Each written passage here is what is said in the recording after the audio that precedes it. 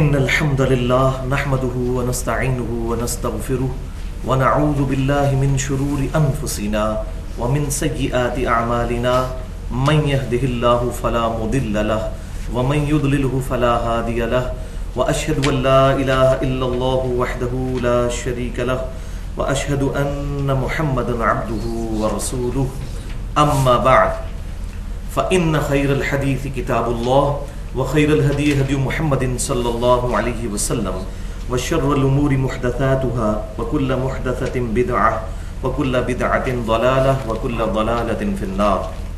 أعوذ بالله السميع العليم من الشيطان الرجيم من همزه ونفخه ونفثه. بسم الله الرحمن الرحيم.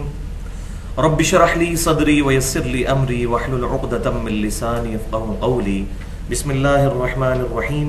ان الله وملائكته يصلون على النبي يا ايها الذين امنوا صلوا عليه وسلموا تسليما. اللهم صل على محمد وعلى ال محمد كما صليت على ابراهيم وعلى ال ابراهيم انك حميد مجيد. اللهم بارك على محمد وعلى ال محمد كما باركت على ابراهيم وعلى ال ابراهيم انك حميد مجيد. الحمدللہ آج 6 اپریل 2013 کو ہفتے کے دن قرآن کلاس نمبر 98 کے تحت انشاءاللہ تعالی سورۃ الانعام کی آیت نمبر 50 پر مزید گفتگو کریں گے. پچھلے ہفتے جو ہم نے گفتگو کی تھی اسی آیت مبارکہ پر، وہ تقریباً 88 منٹ کی گفتگو تھی جو ہماری ویب سائٹ اہل سنت پاک.com پر مسئلہ نمبر 6A کے نام سے اپلوڈ ہو چکی ہے ہمارے یوٹیوب کے چینل 720085 کے تھرو.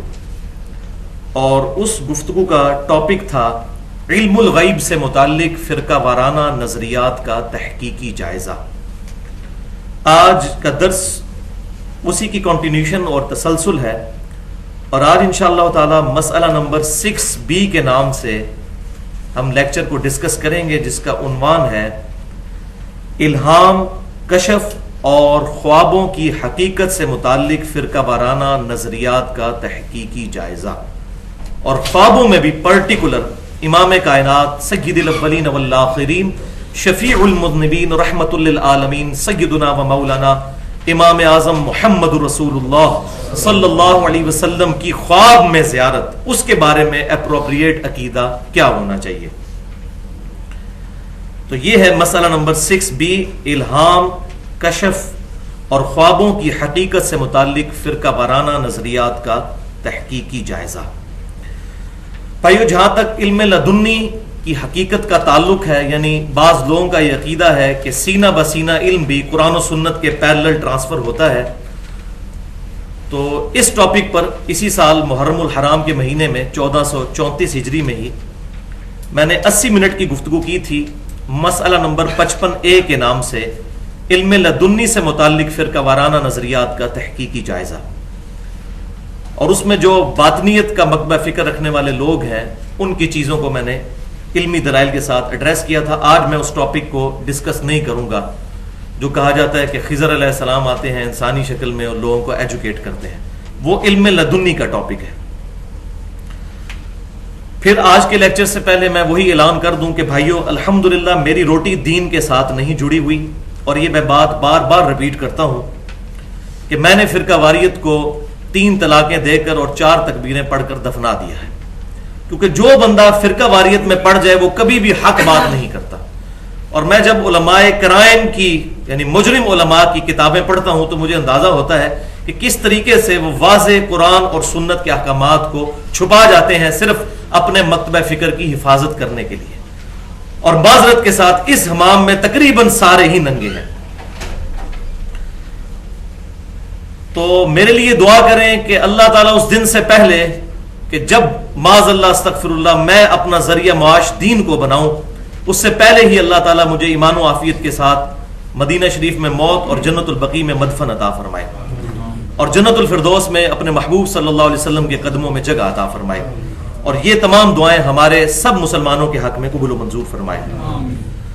بھائیوں میں 31 سال تک بریلوی رہا، اس کے بعد کچھ عرصہ دیوبند کے ساتھ گزرا، پھر اہل حدیث کے ساتھ، پھر اہل تشیع کے ساتھ۔ اب بھی سب کے لیکچر سنتا ہوں، جس کی حق بات ہے قبول کر لیتا ہوں، اور جہاں پر کوئی غلطی دیکھتا ہوں تو پوائنٹ آؤٹ کرنے کی کوشش کرتا ہوں۔ اور ایک مسلمان کا ایٹیٹیوڈ یہی ہونا چاہیے کہ کسی بھی دوسرے کلمہ گو اہل قبلہ کی تکفیر کیے بغیر اس کی غلطی علمی طریقے سے اس پر واضح کی جائے۔ میرا جھگڑا صرف ان مجرم علماء کے ساتھ ہے جنہوں نے اپنے فرقے کی حفاظت کرتے ہوئے امت سے حق بات چھپائی اور لوگوں کو اپنی مرضی کی انٹرپریٹیشنز قرآن و سنت کی کر کے ان کا قبلہ خراب کر دیا،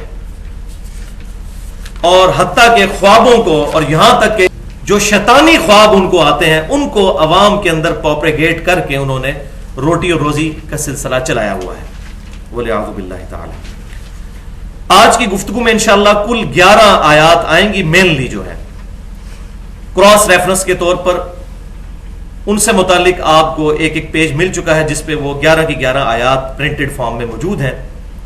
جہاں تک احادیث کا تعلق ہے تو آج جتنی بھی احادیث میں بیان کروں گا تمام کے ریفرنسز بتا دوں گا کہ یہ کون سی کتاب سے حدیث ہے، اور جو کریٹیکل حدیث ہوگی اس کا انٹرنیشنل نمبر بھی بتا دوں گا، جو علماء حرمین اور بیروت کی انٹرنیشنل نمبرنگ چل رہی ہے پوری دنیا میں، اور اسی کے مطابق مکتبۃ الشاملہ جو عربی سافٹ ویئر ہے اور عربی کتب جو ہیں چھپتی ہیں، اور پاکستان میں دارالاسلام والے اسی انٹرنیشنل نمبرنگ کے اوپر احادیث کی کتابیں چھاپتے ہیں۔ اس کے باوجود اگر کسی کی کوئی کیوری ہو تو وہ لیکچر کے اینڈ میں مجھ سے پوچھ سکتا ہے، لیکن لیکچر کے دوران گفتگو کا ڈیکورم خراب نہیں کرنا چاہیے، بلکہ حق بات کو بڑی تسلی کے ساتھ سننا چاہیے۔ یہی ایک مسلمان کا ایٹیٹیوڈ ہے۔ اور میں اپنی ای میلز کا جواب بھی بڑا ریگولرلی دیتا ہوں، ہر ہفتے درجنوں اور بسا اوقات سینکڑوں ای میلز کا جواب دینا پڑتا ہے، اور میرا ای میل کا ایڈریس ہے mirza_95@yahoo.com۔ اس تمہیدی گفتگو کے بعد اب آج کے مرکزی ٹاپک کی طرف آتے ہیں جو 3 اہم ترین علمی پوائنٹس پر مشتمل ہے، اور ان 3 پوائنٹس کا اجمالی تعارف میں شروع میں ہی کروا دیتا ہوں تاکہ ہماری لیکچر میں دلچسپی قائم رہے۔ اور یہاں پر میں علا وجہ بصیرت یہ بات کر دوں کہ آج جو میں ٹاپک ایڈریس کرنے جا رہا ہوں، میرے علم کی حد تک آج تک کسی بھی شخص نے نہ اپنی تحریر میں اور نہ اپنی تقریر میں اس ٹاپک کو اس طریقے سے ایڈریس کیا۔ الحمدللہ وہ آپ کو سننے کے بعد اندازہ بھی ہو جائے گا۔ اور یہ لیکچر تیسرے نمبر پہ ہے جس کے لیے مجھے بڑی جان لڑانی پڑی۔ پہلے نمبر پر وہ لیکچر جو میں نے محرم الحرام میں 3.25 گھنٹے کا لیکچر دیا تھا، حدیث قرطاس پر اور وصی رسول کون ہے صلی اللہ علیہ وسلم، اور دوسرا رفع الیدین سے متعلق جو 2.25 گھنٹے کا میرا لیکچر تھا، رفع الیدین سے متعلق فرقہ وارانہ نظریات کا تحقیقی جائزہ۔ اور اب یہ تیسرے نمبر پر مشکل ترین جو لیکچر مجھے تیار کرتے وقت واقعی جان کھپانی پڑی، وہ یہ والا لیکچر ہے۔ اس لیکچر میں ہم 3 علمی پوائنٹس کے تحت 3 اصطلاحات کو ڈسکس کریں گے، 3 ٹرمنالوجیز کو۔ پوائنٹ نمبر 1 ہوگا الہام سے ریلیٹڈ، الہام کی تعریف کیا ہے اور قرآن و سنت میں اس کی مثالیں کون سی ہیں۔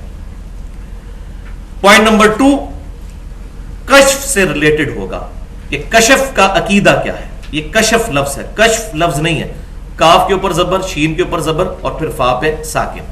تو کشف کے بارے میں عقیدہ کیا ہے کتاب و سنت کی روشنی میں۔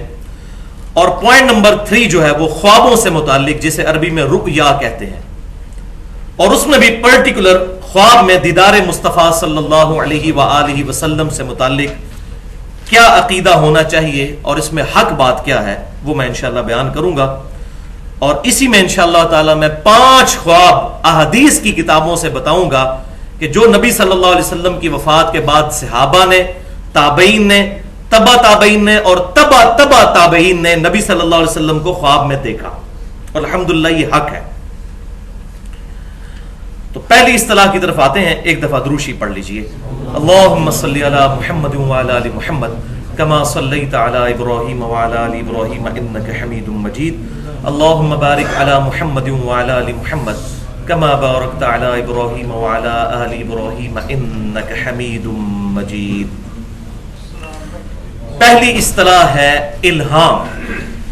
تو بھائیو، عربی ڈکشنری القاموس کے مطابق الہام سے مراد وہ بات ہے جو اللہ تعالیٰ انسان کے دل میں اتار دیتا ہے، اور اس کے ذریعے اللہ تبارک و تعالی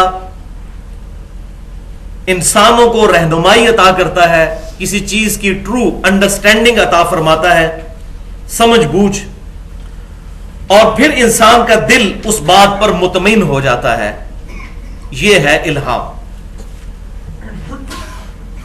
اس کے لیے قرآن و سنت میں مختلف الفاظ آئے ہیں۔ الہام کا لفظ بھی آیا، القاء کا لفظ بھی آیا، شرح صدر کا لفظ بھی آیا، سینے کا کھل جانا، ٹرو انڈرسٹینڈنگ، اور بسا اوقات لغت کے معنوں میں وحی کا لفظ بھی استعمال ہوا ہے الہام کے لیے۔ لغت کے معنوں میں، اصطلاح کے معنوں میں وحی صرف پیغمبروں پر آتی ہے، لغت کے معنوں میں۔ تو اب اپنا جو پیج ہے قرآن پاک کے ریفرنسز والا وہ نکال لیجئے، اس میں پہلی 5 آیات جو ہیں وہ اسی سے ریلیٹڈ ہیں، الہام سے متعلق۔ اعوذ باللہ من الشیطان الرجیم، بسم اللہ الرحمن الرحیم۔ پہلی آیت مبارکہ ہے سورہ الشمس، پارہ نمبر 30 کی آیت نمبر 8۔ انسانی نفس کا ذکر کرتے ہوئے اس کانٹیکسٹ میں اللہ تعالیٰ ارشاد فرماتا ہے فَأَلْهَمَهَا فُجُورَهَا وَتَقْوَاهَا، پس ہم نے اس نفس میں برائی کا بھی مادہ رکھ دیا اور اس کا سینس بھی رکھ دیا، وَتَقْوَاهَا، اور ڈرنے کی صلاحیت بھی رکھ دی، یعنی برائی سے بچنے کی، یعنی نیکی اور خیر اور بھلائی بھی نفس میں ودیت کر دیا گیا ہے۔ یہ جبلی طور پر، جس کو ہم کہتے ہیں نیچرل انسٹنکٹ جو ہے انسان کی جبلی ہدایت، وہ ہر نفس کو دے دی گئی ہے۔ ہر انسان جھوٹ بولنے کو برا سمجھتا ہے اور سچ بولنے کو اچھا، چاہے اس تک وحی کی تعلیمات نہ بھی پہنچی ہوں تب بھی، یہ ہماری جبلت میں ہے۔ ظلم کرنے کو برا سمجھتا ہے اور کسی کے ساتھ بھلائی کرنے کو اچھا سمجھتا ہے، یہ ہماری جبلت میں ہے۔ اور میں اسی پر جملہ بولا کرتا ہوں کہ آج بھی امریکہ میں ہالی ووڈ کی فلم کے اینڈ پہ بھی سچ کی جیت دکھائی جاتی ہے، کبھی کوئی ایسی فلم بھی نہیں بنی کہ جس میں جھوٹ کی جیت دکھائی دے۔ یہ انسان کی انسٹنکٹ میں ہے کہ انسان سچائی سے پیار کرتا ہے اور اس کو پیور سمجھتا ہے، اچھا سمجھتا ہے۔ تو یہ اللہ تعالیٰ نے ہمارے نفس میں ودیت کیا۔ پھر دوسری آیت سورۃ الاعلیٰ کی پہلی 3 آیات، تو سورۃ الاعلیٰ کی انہی 3 آیات کے کانٹیکسٹ میں، خصوصاً پہلی آیت کے کانٹیکسٹ میں، مسند امام احمد میں صحیح سند کے ساتھ یہ حدیث ہے کہ آپ صلی اللہ علیہ وسلم جب بھی سبح اسم ربک الاعلیٰ تلاوت فرماتے تھے تو سبحان ربی الاعلیٰ کہا کرتے تھے۔ تو پاکی بیان کرو اپنے رب کے نام کی جو کہ بلند مرتبے والا ہے، الذی خلق فسوی، وہ جس نے چیزوں کو تخلیق فرمایا اور ان کو بڑی پرفیکشن کے ساتھ ان کا تسویہ کیا، والذی قدر فہدی، جس نے ہر شے کا ایک اندازہ مقرر فرمایا، فہدا، اور اسے جبلی ہدایت دے دی۔ بچے کو پیدا ہوتے ہی ماں کے پستان سے دودھ چوسنے کی جبلی ہدایت، نیچرل انسٹنکٹ اس میں اللہ تعالیٰ نے ڈال دی ہے۔ اسی طریقے سے بکری کے اندر یہ جبلی ہدایت موجود ہے، اس کے سامنے آپ جتنا مرضی فریش قیمہ ڈال دیں وہ اس کی طرف تھوکے گی بھی نہیں، گھاس کی طرف اٹریکٹ ہوگی، یہ اس کی جبلی ہدایت ہے۔ شیر کے سامنے آپ جتنی پیاری سبزیاں لا کے رکھ دیں وہ کبھی بھی اس کی طرف نہیں دیکھے گا، وہ گوشت کی طرف جائے گا۔ تو یہ ساری کی ساری چیزیں اللہ تعالیٰ نے ہر مخلوق میں ودیت کی ہیں، والذی قدر فہدی۔ تیسری آیت ایک پرٹیکولر الہام، ایک خاص جانور کا اللہ تعالیٰ نے ذکر کیا، سورۃ النحل کی آیت نمبر 68، اور اسی جانور کے نام پر، اسی کیڑے کے نام پر اس کا نام سورۃ النحل ہے، یعنی شہد کی مکھی۔ وَأَوْحَى رَبُّكَ إِلَى النَّحْلِ، اور تمہارے رب نے وحی کی شہد کی مکھی کی طرف۔ اب یہ دیکھیں وحی کا لفظ بھی یہاں استعمال ہوا ہے، یہ لغت کے معنوں میں ہے، الہام کیا، اس کے دل پر القاء کی یہ بات۔ یہ وہ وحی جلی نہیں ہے جو پیغمبروں کی طرف ہوتی ہے، وحی عربی زبان میں کہتے ہیں خفیہ طریقے سے کسی کو بات بتا دینا۔ تو تمہارے رب نے وحی کی یعنی الہام کیا، الی النحل، شہد کی مکھی کی طرف، ان اتخذی من الجبال بیوتا، کہ تو گھر بنا پہاڑوں کے اندر، ومن الشجر، اور درختوں میں، وَمِمَّا يَعْرِشُونَ، اور جتنی بھی بلند چیزیں ہیں، جتنی بھی چھتیں ہیں، جتنی بھی اونچی بیلیں ہیں، ان میں تو گھر بنا۔ اب پرٹیکولر ایک اور ہدایت کا ذکر آ رہا ہے اگلی آیت میں، ریفرنس نمبر 4 جو آپ کے پیج پہ ہے، سورہ الزمر کی آیت نمبر ہے 22۔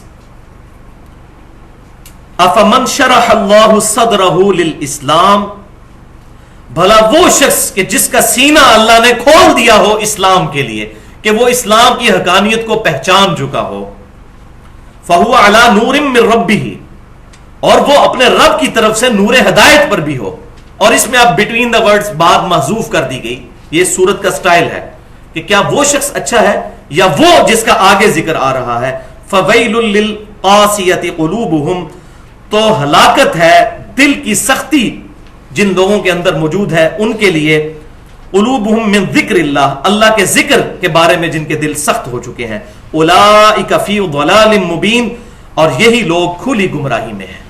تو وہ شخص جس کا سینہ اللہ نے اسلام کی حقانیت کے لیے کھول دیا وہ اچھا ہے اور اپنے رب کی طرف سے جو نور پر ہے، یا وہ شخص کہ جس کا دل جو ہے وہ سخت ہو چکا ہے اور وہ حق بات قبول کرنے والا نہیں ہے۔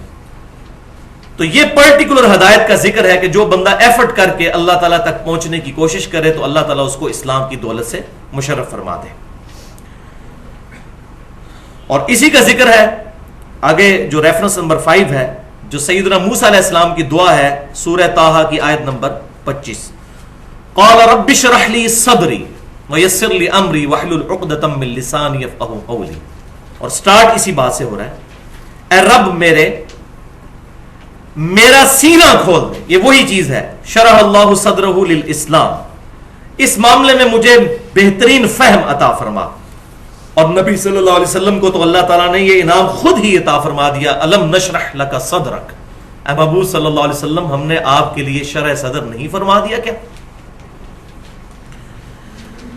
تو یہ شرح صدر کو ہم اللہ تعالیٰ کی طرف سے خاص سمجھ بوجھ کہتے ہیں۔ اس کے لیے اگر کوئی الہام کا لفظ بولتا ہے شرح صدر کے لیے تو علم الکلام کی لینگویج میں درست ہے، کوئی حرج نہیں ہے، لیکن اس کے لیے جو پرٹیکولر اپروپریٹ ورڈ ہے وہ شرح صدر۔ الہام وہ جبلی اعلام تو ہم الہام سب کے لیے بول سکتے ہیں، جو شہد کی مکھی کے لیے آیا اور یہ باقی چیزیں جو میں نے مثالیں دی شیر کی اور بکری کی۔ تو شرح صدر ٹرو انڈرسٹینڈنگ کو حدیث شریف میں تفقہ فی الدین بھی کہا گیا ہے۔ صحیح بخاری اور صحیح مسلم کی متفقن علیہ حدیث ہے، اور صحیح بخاری کے کتاب العلم چیپٹر میں انٹرنیشنل نمبرنگ کے مطابق 71 نمبر حدیث ہے کہ امام کائنات صلی اللہ علیہ وسلم نے فرمایا، اللہ تعالیٰ جس کے ساتھ بھلائی کا ارادہ فرماتا ہے اسے دین کی فقہ عطا فرما دیتا ہے، دین کی ٹرو انڈرسٹینڈنگ۔ یہ وہ فقہ حنفی فقہ شافی نہیں ہے، دین کی ٹرو انڈرسٹینڈنگ اس کو فقہ عطا فرما دیتا ہے۔ اور پھر ساتھ ہی آپ صلی اللہ علیہ وسلم نے فرمایا، انما انا قاسم واللہ یعطی، بے شک میں تقسیم کرنے والا ہوں اور عطا فرمانے والا اللہ ہے۔ تو یہ کس کانٹیکسٹ میں بات ہو رہی ہے؟ علم دین۔ یہ ایک ٹکڑا اٹھایا ہوا ہے بعض لوگوں نے اور وہ کہتے ہیں جی سب کچھ نبی صلی اللہ علیہ وسلم تقسیم کر رہے ہیں دنیا میں، تو یہ پوری حدیث نہیں پڑھتے۔ وہ حدیث یہ ہے کہ میں دین اللہ سے سیکھتا ہوں، اللہ مجھے دین سکھاتا ہے، میں تقسیم کرنے والا ہوں، یہ دین کے کانٹیکسٹ میں ہے۔ اس کی کئی ایک مثالیں احادیث کے اندر موجود ہیں، زبانی مجھے درجنوں مثالیں یاد ہیں صرف صحیح بخاری اور صحیح مسلم سے، لیکن یہاں پر میں ایک نمائندہ مثال دوں گا۔ صحیح بخاری اور صحیح مسلم کی متفقن علیہ حدیث ہے۔ صحیح بخاری میں انٹرنیشنل نمبرنگ کے مطابق 1400 نمبر اور صحیح مسلم میں 124 نمبر حدیث۔ منکرین زکوٰۃ اور مرتدین کے کانٹیکسٹ میں یہ حدیث ہے صحیح بخاری اور صحیح مسلم میں کہ امام کائنات صلی اللہ علیہ وسلم کے بعد جب سیدنا ابوبکر صدیق خلیفہ اول بنے رضی اللہ تعالی عنہ، تو ان کے زمانے میں کچھ قبائل مرتد ہو گئے، اسلام سے پھر گئے، اور بعض نے زکوٰۃ کی فرضیت تک کا انکار کر دیا۔ تو سیدنا ابوبکر صدیق رضی اللہ تعالیٰ عنہ نے صحابہ کو اس پر کنونس کیا کہ ہم ان کے خلاف قتال کریں گے یہاں تک کہ یہ اسلام میں داخل ہو جائیں۔ تو سیدنا عمر نے کہا کہ اے ابوبکر رضی اللہ تعالیٰ عنہ، آپ کیسے ان کے خلاف قتال کر سکتے ہیں جبکہ یہ کلمہ گو ہیں، اور ہم نے نبی صلی اللہ علیہ وسلم سے یہ بات سنی ہے کہ اللہ تبارک و تعالیٰ نے اس شخص کو ہماری تلوار سے محفوظ کر دیا ہے جس نے لا الہ الا اللہ کی گواہی دی اور اسلام کے حق میں وہ داخل ہو گیا تو یہ زکات ہی نہیں دیتے نا، باقی سارے کام تو کر رہے ہیں، زکات کے منکر ہیں، حق اسلام پر تو ہے. تو سیدنا ابوبکر صدیق رضی اللہ تعالیٰ عنہ نے بڑا پیارا جواب ارشاد فرمایا. انہوں نے کہا اے عمر، یہ حق کے مال کے منکر ہو چکے ہیں، وہ بھی اللہ ہی نے مقرر کیا ہے، وہ بھی اسلام کا حق ہے. جو کوئی زکات اور نماز کی فرضیت میں فرق کرے گا میں اس کے خلاف قتال کروں گا. جو نبی صلی اللہ علیہ وسلم کے مبارک زمانے میں ایک بھیڑ بھی دیتا تھا اور آج وہ بھیڑ دینے سے انکار کر دے زکات میں، اس کے خلاف بھی میں تلوار اٹھاؤں گا جب تک کہ وہ توبہ نہ کر لے. تو سیدنا عمر کہتے ہیں کہ مجھے یہ بات سمجھ آ گئی کہ سیدنا ابوبکر صدیق رضی اللہ تعالیٰ عنہ کا سینہ اللہ تعالیٰ نے کھول دیا ہے اس معاملے میں.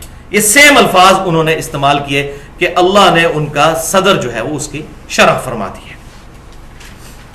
عام آدمی کے لیے بھی صحیح بخاری اور صحیح مسلم کی، صحیح بخاری میں حدیث ہے، انٹرنیشنل نمبرنگ مطابق 1162 نمبر حدیث ہے دعائے استخارہ کے بارے میں، کہ آپ صلی اللہ علیہ وسلم ایسے معاملات جن میں دنیا میں کام کرتے ہوئے معاملہ مشتبہ ہو جائے، ایمبیگوس ہو جائے، اس کے لیے آپ صلی اللہ علیہ وسلم استخارہ تعلیم فرمایا کرتے تھے کہ 2 رکعت نفل پڑھو، اس کے بعد اپنے رب کے حضور اس معاملے کے لیے، دنیاوی معاملے کے لیے دعا کرو. اس کے الفاظ کچھ اس طرح ہیں کہ اے رب میرے، اگر یہ معاملہ جو میں کرنے جا رہا ہوں یہ میرے حق میں بہتر ہے تو اس کو میرے لیے آسان کر دے، اور اگر یہ میرے حق میں میری دنیا کے اعتبار سے، میری آخرت کے اعتبار سے نقصان دہ ہے تو اس معاملے کو مجھ سے پھیر دے اور مجھے اس معاملے سے پھیر دے، اور پھر مجھے اس معاملے پر راضی بھی کر دے. یعنی وہ جب میرا نقصان ہو، وہ میری خواہش پوری نہ ہو تو مجھے راضی بھی کر دے اس معاملے پر. تو یہ آپ صلی اللہ علیہ وسلم نے دعائے استخارہ تعلیم فرمائی. اس میں جو کہا جاتا ہے جی وہ اس کے بعد سو جائیں، خواب میں سبز رنگ نظر آئے گا تو وہ سرخ رنگ نظر آئے گا، تو یہ ایسی کوئی بات کسی بھی حدیث کے اندر موجود نہیں ہے. بس یہ ہے اللہ تعالیٰ دل ٹھوک دے گا، وہی انسان کے اوپر اللہ تعالیٰ کی طرف سے القاء ہو جائے گا، شرع صدر ہو جائے گا، حالات ایسے بن جائیں گے کہ خود بخود انسان اس چیز کی طرف یا تو اٹریکٹ ہو جائے گا اگر وہ حق پر ہوگی، اور اگر وہ باطل ہوگی تو اللہ تعالیٰ اس معاملے میں پیچھے ہٹا دے گا. جیسا کہ عموماً رشتے وغیرہ جو ہوتے ہیں اس میں لوگ استخارہ کرتے ہیں، لیکن استخارہ انسان نے خود کرنا ہوتا ہے، کسی سے نہیں کروانا ہوتا، کیونکہ معاملہ اپنا ہے نا، تو اللہ کے حضور خود دعا کرنی. اس کے الفاظ بھی یہی ہیں. تو یہ ٹاپک جو ہے مکمل ہوا. الہام کہہ لیں، القاء کہہ لیں، شرع صدر کہہ دیں، یہ ساری کی ساری چیزیں قیامت تک کے لیے جاری ہیں. اللہ تعالیٰ کی طرف سے یہ معاملات چلتے رہیں گے. اس کی میں نے 2 مثالیں بھی پیش کر دیں. اب آ جاتے ہیں پوائنٹ نمبر 2 کی طرف. پوائنٹ نمبر 2 جو ہے یہ ہے کشف سے ریلیٹڈ. کشف کا لفظ عربی زبان میں القاموس ڈکشنری کے مطابق استعمال ہو جاتا ہے کسی چیز کے کھولنے کے لیے. دروازے کو بھی جو کھولا جاتا ہے، اس کا پردہ ہٹایا جاتا ہے، تو اس کے لیے بھی کشف کا لفظ استعمال ہوتا ہے. کشف کی اصطلاح قرآن و سنت میں سوائے ان لغت کے معنوں میں کہیں بھی استعمال نہیں ہوئی. یہ خالصتاً تصوف کی ٹرم ہے. آپ دیکھ لیں، علی بن عثمان حجویری المتوفا 465 ہجری، انہوں نے کتاب لکھی کشف المحجوب، پردوں کا کھل جانا. تو تصوف میں بنیادی کتاب مانی جاتی ہے فارسی زبان میں، بلکہ کہا جاتا ہے دنیا میں پہلی کتاب ہے جو تصوف میں لکھی گئی. اسی طریقے سے امام محمد غزالی کی کتاب ہے المتوفا 505 ہجری، مکاشفت القلوب، دلوں کے معاملات کھل جانا. تو وہاں بھی یہ کشف کا لفظ انہوں نے استعمال کیا. اور ان صوفیاء کا ماننا یہ ہے کہ یہ بھی کشف الہام ہی کی طرح ہوتا ہے، بیداری اور نیند کی درمیانی کیفیت میں، اور بیداری کے قریب کے انسان کو چیزیں دکھا دی جاتی ہیں، پردے ہٹا دیے جاتے ہیں، انسان میلوں دور، ہزاروں میل دور دیکھ لیتا ہے، یہ سارے معاملات اس پر کھل جاتے ہیں. ہزاروں میل دور کیا، کشف المحجوب کے اندر جو بایزید بستامی پر چیپٹر باندھا ہے علی بن عثمان حجویری صاحب نے، بریلوی اور دیوبندیوں کے یہ مشترکہ بزرگ ہیں علی بن عثمان حجویری، جن کو مشہور داتا صاحب کہتے ہیں. ان کی کتاب کا ترجمہ کشف المحجوب کا فضل الدین گوہر صاحب بریلوی مکتبہ فکر کے عالم ہیں، ان کا ترجمہ چھپ چکا ہے ضیاء القرآن سے، اور دیوبند کا ترجمہ جو ہے عبدالرؤف صاحب کا، ان کا بھی چھپ چکا ہے. اس میں بایزید بستامی کے اوپر جو چیپٹر ہے اس میں انہوں نے لکھا علی بن عثمان حجویری نے کہ بایزید بستامی جب 30 دفعہ حج کے لیے گئے تو انہوں نے اللہ تعالیٰ کو بھی بیداری میں دیکھ لیا. वलियाज़ु बिल्लाहि ताला। ये है जी वो कशफ के गुल। जबकि सूरतुल अराफ में अल्लाह ताला ने मूसा अलैहिस्सलाम के बारे में वाज़ेह फरमा दिया, लन तरान, तुम मुझे नहीं देख सकता, ऐ मूसा अलैहिस्सलाम तुम मुझे नहीं देख सकते। और तज़किरतुल औलिया एक किताब है, शेख फरीदुद्दीन अत्तार अल मुतवफ़ा 634 हिजरी, 8 से तकरीबन समझ लें आप 800 साल पहले, उसका तर्जुमा भी हमारे बरेलवी मकतब फिक्र के उलमा और देवबंद दोनों ने छापा है, और उसके अक्सर हवाले फ़ज़ाइल अमाल के अंदर शेख ज़िक्रिया साहब भी लेके आए। उस किताब में भी जो बायज़ीद बुस्तामी में जो चैप्टर है उन पे बांधा गया है, उसमें यहां तक लिखा है कि अंबिया में से सिर्फ नबी सल्लल्लाहु अलैहि वसल्लम को मेराज हुई और औलिया में से मेराज हुई बायज़ीद बुस्तामी को। मेराज का लफ्ज है और सबों के सफ़े काले किए हुए हैं बायज़ीद बुस्तामी की मेराज, और उसमें बताया कि वो अर्श तक पहुंच गए, अल्लाह ताला के साथ उनकी कन्वर्सेशन हुई और ये सारे के सारे मामला, और इसको उन्होंने नाम दिया कशफ का। अस्तगफिरुल्लाह व अतूबु इलैहि मिन कुल्लि ज़ंबि व अतूबु इलैहि। इस कायनात में सिर्फ एक हस्ती ने अपने रब को देखा है, और वो हमारे इमाम कायनात सय्यदुल अव्वलीन वल आखिरीन शफीउल मुज़निबीन रहमतुल लिल आलमीन सय्यदुना व मौलाना इमाम आज़म मुहम्मद रसूलुल्लाह सल्लल्लाहु अलैहि वसल्लम की मुबारक जात है, और वो भी नींद की हालत में।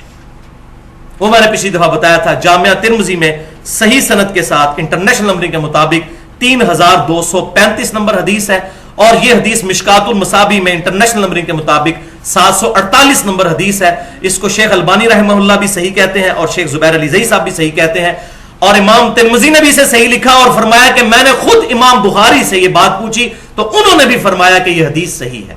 लिहाजा ये सही बुखारी में तो नहीं हदीस, लेकिन इमाम बुखारी ने इसकी तौसीह की है। इमाम तिर्मिज़ी उनके सबसे लाडले शागिर्द थे, तो इमाम तिर्मिज़ी ने उनका ये हुक्म जो है वो 7 तिर्मिज़ी शरीफ में नोट किया कि नबी सल्लल्लाहु अलैहि वसल्लम फरमाते हैं कि आज रात, माज़ इब्न जबल कहते हैं कि आप सल्लल्लाहु अलैहि वसल्लम फजर की नमाज बढ़ाने के लिए थोड़ा लेट आए, और फरमाया मेरे लेट आने की वजह यह है कि आज रात मैंने अपने रब को बड़ी अच्छी सूरत में ख्वाब की हालत में देखा। और बड़ी लंबी हदीस है, वो कभी मौका मिला तो मैं इंशाअल्लाह बयान करूंगा। और इसी कॉन्टेक्स्ट में सही मुस्लिम में भी किताबुल ईमान में सैयदना इब्न अब्बास का कौल है कि नबी सल्लल्लाहु अलैहि वसल्लम ने दिल की आंखों से अपने रब को 2 दफा देखा। तो दिल की आंखों से मुराद वही ख्वाब के अंदर, लेकिन ये कह रहे हैं कि बायज़ीद बुस्तामी ने देखा। बोले आज़ू बिल्लाह। तो फिर बायज़ीद बुस्तामी का मर्तबा तो मूसा अलैहिस्सलाम से भी ज्यादा हो गया। मूसा अलैहिस्सलाम को तो अल्लाह ने फरमाया तू मुझे नहीं देख सकता। हाँ, क़यामत में हर मुमिन को यह अहले सुन्नत का इजमाई अकीदा है, अल्लाह का दीदार नसीब होगा। सही बुखारी और सही मुस्लिम में अल्हम्दुलिल्लाह दर्जनों अहादीस मौजूद है, और यह क़यामत के दिन बड़े इनामात में से एक इनाम यही है, बल्कि सबसे बड़ा इनाम यही है अल्हम्दुलिल्लाह। अब ये सूफिया का ये जो मामला कशफ वाला हुआ, तो इससे बड़े बड़े इस उम्मत के उलमा भी मुतासिर हुए बगैर नहीं रह सके। हत्ता कि मुझे हैरानगी होती है कि इमाम इब्न तैमिया जैसी शख्सियत जिन्होंने पूरी जिंदगी तसव्वुफ के रद में गुजारी, यहां पर आकर वो भी बड़ी बुरे तरीके से फंस गए, और उनका जो मजमुआ अल फतावा है उसकी 11वीं जिल्द, वो पूरी की पूरी जिल्द जो है उसमें एक पूरा चैप्टर है जो सैकड़ों सफात पर मुश्तमिल है। उसका नाम ही है औलिया अल्लाह के कश्फ का बयान। उसका रद्द नहीं किया उन्होंने, उसको एक्सप्लेन किया है कि यह कश्फ हक होता है। मैं पेज नंबर बता देता हूं, इंटरनेशनल नंबरिंग के मुताबिक जो मकबत शामिला में मौजूद है, पेज नंबर 638, पेज नंबर 65 और पेज नंबर 205, जिल्द 11 मजमू अल फतावा इमाम इब्न तैमिया का। उसमें वो लिखते हैं कि बाज अल्लाह के बंदे ऐसे हैं कि वो कशफ में वो मनाजर देख लेते हैं जो आम आदमी ख्वाब में देखता है। वही बात बेदारी में देख लिया। फिर वो लिखते हैं कि औलिया अल्लाह का जो कशफ है वो साबित है। साबित से मुराद वो वाकया साबित है, कुरान और हदीस से तो वो भी नहीं साबित कर सके, और जिन चीजों को उन्होंने कशफ साबित करने की कोशिश की वो बिल्कुल कुरान और सुन्नत की गलत इंटरप्रिटेशन उन्होंने की है, वो मैं आज रद्द भी करूंगा। और फिर लिखा कि औलिया अल्लाह कशफ के जरिए लोगों के अंजाम मालूम कर लेते हैं कि कौन जन्नत में है और कौन दोज़ख में। बोले आज़ू बिल्लाह। ये तो सहाबा इकराम 4 फुट नीचे नहीं देख सकते थे। सही बुखारी और मुस्लिम की मुत्तफ़क़ुन अलैह हदीस है कि आप सल्लल्लाहु अलैहि वसल्लम 2 कब्र वालों के पास रुक गए। सहाबा ने कहा या रसूलल्लाह क्या हुआ? फरमाया इनको अजाब हो रहा है। सहाबा को तो नजर नहीं आया। फिर आप सल्लल्लाहु अलैहि वसल्लम ने एक टहनी तोड़कर उनकी कब्रों पर लगाई, 2 हिस्से करके। फरमाया एक पेशाब के छींटों से नहीं बचता था, दूसरा चुगली खाया करता था। जब तक ये टहनियां जो हैं हरी रहेंगी, अल्लाह ताला इनके अजाब में तखफीफ फरमाता रहेगा। अच्छा, अब ये दलाइल कहां से पकड़ते हैं? दलील फिर कुरान पाक से मजबूरी है इनकी, क्योंकि मुसलमानों को दावत देनी है तो इनको भी डर लगता है کہ قرآن کے بغیر بات کی تو لوگ سمجھیں گے کہ نیا دین کھڑا ہو جائے گا، لیکن پھر غلط انٹرپریٹیشن کرتے ہیں. وہ ہے ریفرنس نمبر 6 سورۃ القصص کی آیت نمبر 7. وہ کہتے ہیں جی قرآن پاک میں یہ آیت ہے بسم اللہ الرحمن الرحیم وَأَوْحَيْنَا إِلَىٰ أُمِّ مُوسَىٰ کہ ہم نے وحی کی موسیٰ علیہ السلام کی والدہ کی طرف ان ارضعیہ کہ تو اپنے بچے کو دودھ پلاتی جا. اور پھر یہ آگے آیت چلتی ہے اور جب تجھے خدشہ ہو کہ اس بچے کو قتل کرنے لگیں گے تو پھر تو اس بچے کو پانی میں بہا دینا، ہم اسے تیری طرف واپس لوٹا دیں گے. اب ظاہر ہے اتنا بڑا ڈیسیژن کرنا کہ ایک بچے کو پانی میں ڈال دینا یہ بغیر کسی واضح الہام کے ممکن نہیں ہے. تو وہ کہتے ہیں یہ سب سے بڑی دلیل ہے کہ غیر انبیاء کو بھی وحی ہوتی ہے. لیکن وہ یہ بات بھول جاتے ہیں کہ یہ دو ہی واقعات آئے ہیں قرآن میں، ایک عیسیٰ علیہ السلام کی والدہ اور دوسری موسیٰ علیہ السلام کی والدہ، اور یہ دونوں پیغمبروں کی والدائیں ہیں. اس کے علاوہ کوئی تیسری مثال قرآن پاک میں نہیں آئی. تو یہ پرٹیکولر پیغمبروں کی وجہ سے اللہ تعالیٰ نے ان کے ساتھ یہ معاملات کیے. یہ خاص مسئلہ ہے، لہٰذا یہ ان کی دلیل قرآن کے اعتبار سے کمزور ہے. ہاں حدیث میں ایک مضبوط دلیل ہے لیکن اس کی انٹرپریٹیشن یہ غلط کرتے ہیں، وہ میں انشاءاللہ بیان کر دوں گا.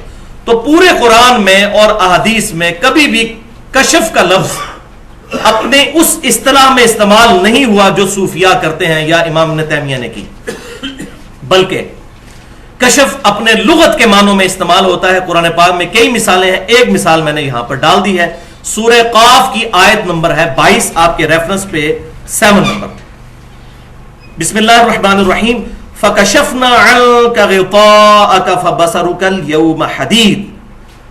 یہ اللہ تعالیٰ قیامت والے دن مجرمین سے خطاب فرمائے گا، اے مجرم آج تیری نگاہ کے آگے سے ہم نے سارے پردے ہٹا دیے ہیں تو آج تیری نظر بڑی تیز ہے. تو دنیا میں کہا کرتا تھا کہ کس طریقے سے اللہ تعالیٰ مردوں کو زندہ کرے گا، تو آج تیری نظر بڑی تیز ہے. یہ اس سے ٹونٹ اللہ تعالیٰ فرمائے گا قیامت والے دن، تنزیہ گفتگو. تو اس امت میں بھائیوں یہ وہی جو موسیٰ علیہ السلام کی والدہ پر ہوئی، اس امت میں ختم نبوت کی وجہ سے یہ وحی کا سلسلہ بھی بین ہو چکا ہے. اور بعض لوگ یہ سمجھتے ہیں کہ جی اگلے انبیاء کی جو امتیں تھیں وہ تو پھر اچھی رہ گئیں کہ ان پر غیر انبیاء پر بھی وحی ہو جاتی تھی کشف کی شکل میں، جس کو وہ کہتے ہیں یا میں اس کو الہام کہتا ہوں، تو ہماری امت تو پھر پیچھے رہ گئی. تو بھائیو یہ اس امت کی خوبی ہے کہ ختم نبوت کی وجہ سے یہاں پر یہ معاملہ بین ہو گیا. اور یہ میرا اللہ تبارک و تعالیٰ نے مجھ پر شرح صدر کیا ہے یہ معاملہ، اس کو میں شرح صدر کہتا ہوں کہ یہ میرا جملہ گولڈن کوٹ یاد رکھیے گا کہ جس طریقے سے توحید صرف اس امت میں آ کر اپنے آخری درجے میں کامل ہوئی ہے کہ سجدہ تعظیمی بھی حرام ہو گیا، جو اگلی امتوں میں انبیاء کو کرنا جائز تھا. فرشتوں نے آدم علیہ السلام کو کیا، یوسف علیہ السلام کو ان کے بھائیوں نے کیا، ماں باپ نے کیا. اگلی امتوں میں سجدہ تعظیمی جائز تھا، اس امت میں حرام کر کے اللہ تبارک و تعالیٰ نے توحید کو جس طریقے سے کامل کیا، بالکل اس طریقے سے اگلی امتوں میں غیر انبیاء پر بھی الہام ہو جایا کرتا تھا، وحی خفی ہو جایا کرتی تھی. لیکن ختم نبوت کی وجہ سے آخری درجے میں اللہ تبارک و تعالیٰ نے یہ معاملہ ہی ختم کر دیا کہ آپ صلی اللہ علیہ وسلم کے بعد کوئی شخص یہ جرأت نہ کرے کہ میری طرف وحی خفی آتی ہے، میں وہ نبی تو نہیں ہوں لیکن میری طرف وحی آتی ہے. یہ معاملہ ہی بیان کر دیا. یہ ہے شرح صدر جو اللہ تعالیٰ نے مجھ پر کی ہے الحمدللہ. اور سورۃ الاحزاب کی آیت نمبر 40 بسم اللہ الرحمن الرحیم ما کان محمد ابا احد من رجالکم ولکن رسول اللہ وخاتم النبیین وکان اللہ بکل شیء علیما. اور محمد صلی اللہ علیہ وسلم تو تم مردوں میں سے کسی کے باپ نہیں بلکہ وہ تو اللہ کے رسول ہیں اور خاتم النبیین ہیں، خاتم بھی ہیں اور خاتم بھی ہیں، اور اللہ تعالیٰ کو ہر شے کا علم ہے. یہ خاتم اور خاتم کی بحث جو قادیانی کرتے ہیں، آج موقع نہیں، اس پہ میرا پورا لیکچر ہے تقریباً 35 سے 40 منٹ کا، مسئلہ نمبر 40 کے نام سے اہل سنت پاک.com پر.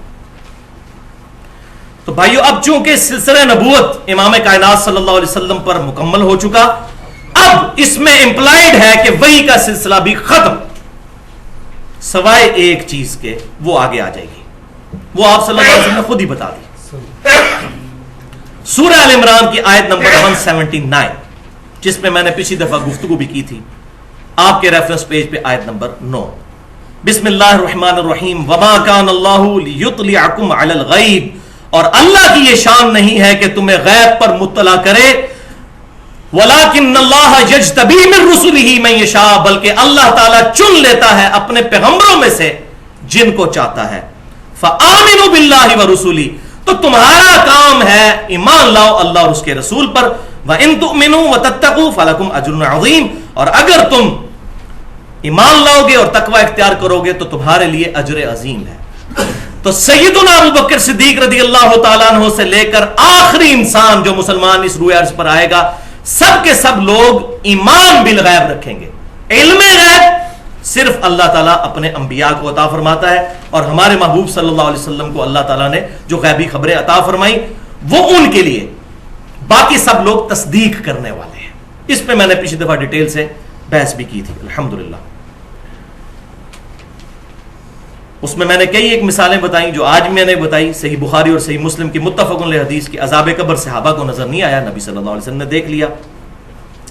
اسی طریقے سے صحیح بخاری اور مسلم کی متفق علیہ حدیث ہے کہ آپ صلی اللہ علیہ وسلم نے ممبر پہ خطبہ دیتے ہوئے فرمایا کہ میں نے جنت اور دوزخ کو بالکل اپنے سامنے دیکھا، صحابہ کو نظر نہیں آئی۔ اسی طریقے سے صحیح مسلم میں حدیث ہے انٹرنیشنل نمبرنگ کے مطابق 7213 کہ آپ صلی اللہ علیہ وسلم نے فرمایا کہ اگر مجھے یہ خطرہ نہ ہوتا کہ تم اپنے مردوں کو ہی دفنانا چھوڑ دو گے تو جو عذاب میں دیکھتا ہوں قبر کا اور سنتا ہوں، میں اپنے رب سے دعا کرتا کہ اللہ تعالیٰ تمہیں وہ عذاب سنوا دیتا، لیکن مجھے ڈر ہے کہ اگر تم وہ عذاب سن لو تو تم اپنے مردوں کو دفنانا ہی چھوڑ دو گے۔ اب اس میں یہ بات پتہ چل گئی کہ صحابہ کرام نے کبھی عذاب نہیں سنا، تو یہ کشف القبور کا عقیدہ سوائے من گھڑت عقیدے کے کچھ نہیں ہے۔ یا پھر ڈکلیئر کریں کہ ہاں ان ہمارے بزرگوں کے مرتبے صحابہ سے بھی بڑھ کر تھے، ان پہ وہ چیزیں کھل گئی جو صحابہ کرام علیہم رضوان پر نہیں کھلی، والعیاذ باللہ تعالی۔ اب رہا مسئلہ بھائیو اس حدیث کا جس کی غلط انٹرپریٹیشن کی تقریباً تمام مکاتب فکر کے لوگوں نے، اور ایک غلط عقیدہ امت کے اندر پروپیگیٹ کر دیا، اور اسی کو انہوں نے کہا یہ ہے ہمارے کشف کی بنیاد، یہ والی حدیث۔ تو وہ میں حدیث بھی بیان کرتا ہوں، اس کی غلط انٹرپریٹیشن کی ایک ایک چیز کا جواب بھی دوں گا انشاءاللہ، اس کی صحیح اپروپریٹ ٹرانسلیشن بھی بتاؤں گا۔ وہ صحیح بخاری اور صحیح مسلم کی متفق علیہ حدیث ہے سیدنا عمر فاروق رضی اللہ تعالیٰ عنہ کے فضائل کے چیپٹر میں،